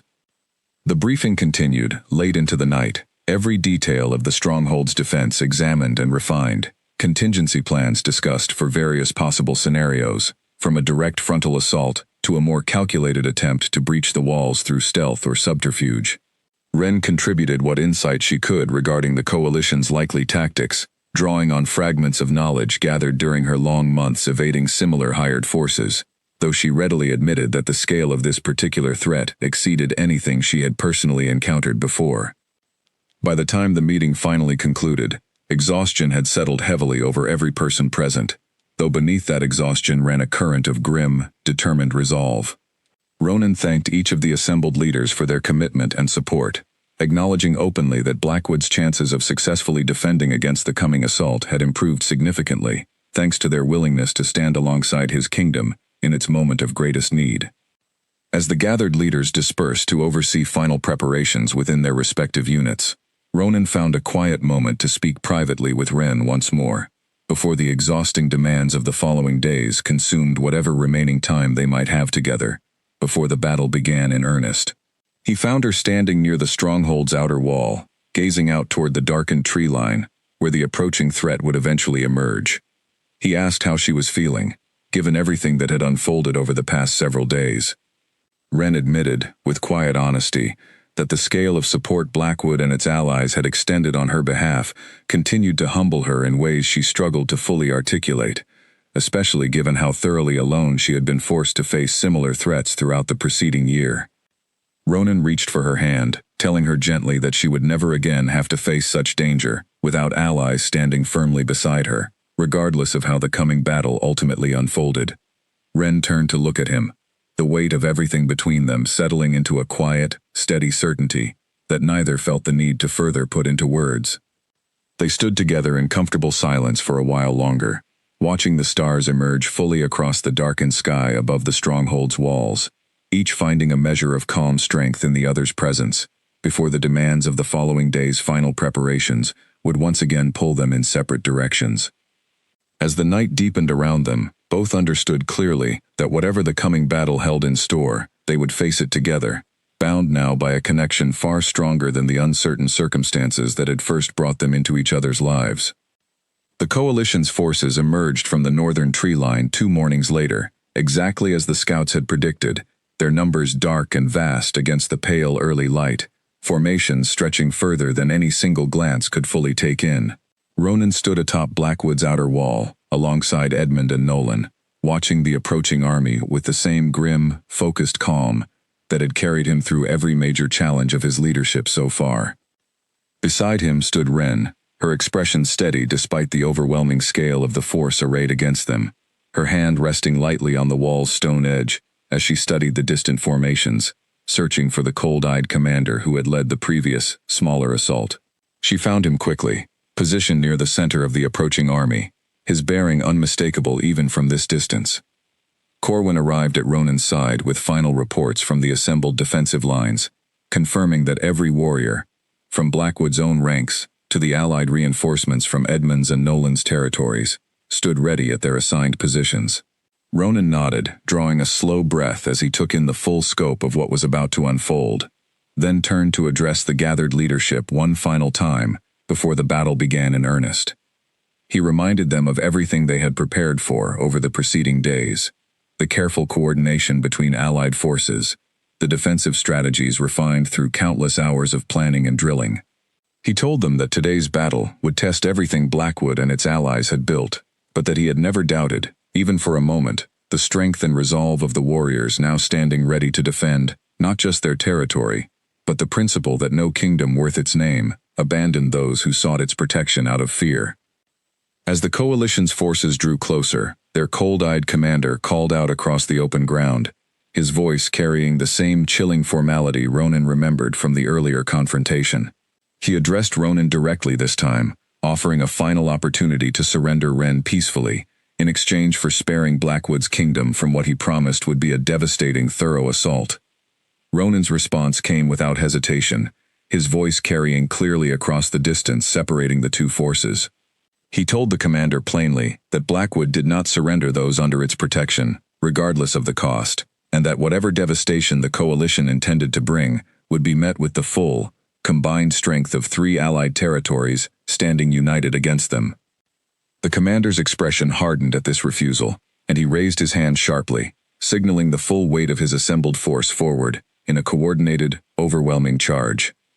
The battle that followed erupted with an intensity that dwarfed the earlier confrontation weeks prior, wave after wave of coalition fighters crashing against Blackwood's fortified defenses, met in turn by the combined strength of Ronan's warriors, and the Allied reinforcements fighting alongside them. Ronan fought at the forefront of his forces, his own considerable skill and strength on full display, as he met the coalition's attackers with fierce, decisive resolve, Corwin fighting close beside him as always, the two moving together with the practiced synchronization built over years of shared battle. Edmund and Nolan led their own contingents with equal determination, their combined tactical coordination proving crucial in holding the defensive lines against the coalition's relentless pressure. Ren fought near the center of the defense, exactly as she and Ronan had planned, moving through the chaos of battle with the same fluid, instinctive skill she had displayed since her very first encounter in the forest, clearing weeks earlier, intervening decisively wherever the tide of battle threatened to turn against her allies. She fought with careful control, mindful of Ronan's earlier caution about overextending herself too early, saving the full depth of her power for the moment it might truly be needed. That moment arrived as the battle reached its most desperate hour. The cold-eyed commander, recognizing that his forces were struggling to break through Blackwood's fortified defense, despite their significant numerical advantage, committed his own elite guard to a focused, concentrated assault aimed directly at breaching the stronghold's central gate, clearly hoping that a decisive breakthrough at the heart of the defense might finally turn the tide of the entire battle in the coalition's favor. The elite guard fought with a skill and coordination far exceeding the coalition's regular fighters, pressing hard against the warriors defending the central gate and beginning, slowly but unmistakably, to gain ground. Ronan, recognizing the critical danger of this concentrated assault, rushed to reinforce the threatened position, but even his considerable strength and the support of nearby Allied warriors struggled to fully stem the elite guard's relentless advance. It was in this moment of gravest danger that Ren finally allowed the full depth of her power to surface, the same overwhelming surge that had saved Grady's life weeks earlier, now rising through her with even greater intensity, fueled by the desperate stakes of the battle, and her fierce determination to protect everyone who had come to mean so much to her over the preceding weeks. Her eyes flashed with the same unmistakable golden light, and she moved through the elite guard's ranks with a speed and power that left no doubt about the ancient, formidable nature of the bloodline she carried. The effect on the battlefield was immediate and dramatic. The elite guard, previously pressing forward with confident, coordinated aggression, found their advance shattered entirely by Ren's overwhelming intervention, their carefully maintained formation breaking apart under the force of her decisive counterattack. Several of the guard's most skilled fighters fell back in clear disarray, and the surrounding Blackwood and Allied warriors, drawing inspiration and renewed strength from Ren's dramatic display, pressed their own advantage with redoubled determination. The cold-eyed commander, watching from his position at the rear of his forces, recognized immediately that his gambit at the central gate had failed catastrophically, and that his elite guard's defeat had significantly damaged the morale and momentum of his remaining forces. He attempted to rally a final desperate push, but the combined strength of Blackwood's defense, bolstered by Wren's decisive intervention, and the steady, coordinated support of the Allied reinforcements, proved too much for the coalition's remaining warriors to overcome. As the battle's tide turned decisively in Blackwood's favor, the commander finally recognized the futility of continuing the assault, and called for a full, immediate retreat, his remaining forces withdrawing in increasing disarray, back toward the northern tree line, from which they had emerged only hours earlier. The Blackwood and Allied warriors held their positions, rather than pursuing the retreating force too deeply into unfamiliar territory, content to have successfully defended their kingdom against the most significant threat it had faced in generations. As the last of the coalition's forces disappeared back into the forest, a profound, exhausted silence settled over the battlefield, gradually giving way to the relieved, disbelieving realization among Blackwood's warriors that they had truly succeeded in repelling the overwhelming assault. Cheers began to rise across the defensive lines, warriors embracing each other in exhausted, grateful celebration of their hard-won victory. Ronan found Wren standing near the center of the battlefield, her golden eyes slowly fading back to their natural color, as the surge of power that had carried her through the battle's most critical moment began to recede, leaving her visibly drained, but standing firm nonetheless.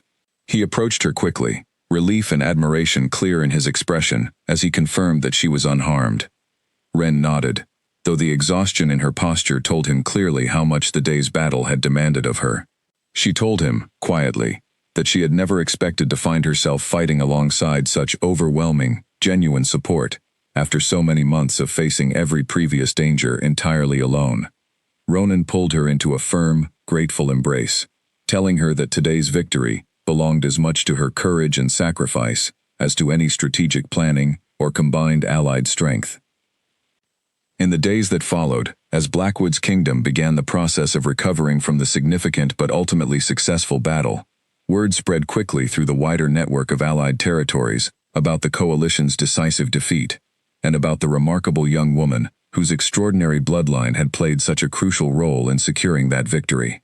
Hollis, continuing his research with renewed vigor following the battle, eventually uncovered additional historical records suggesting that the coalition's remaining influence and resources had been significantly weakened by their failed assault, offering hope that the relentless danger which had followed Wren for the past year might finally be losing its power to threaten her future.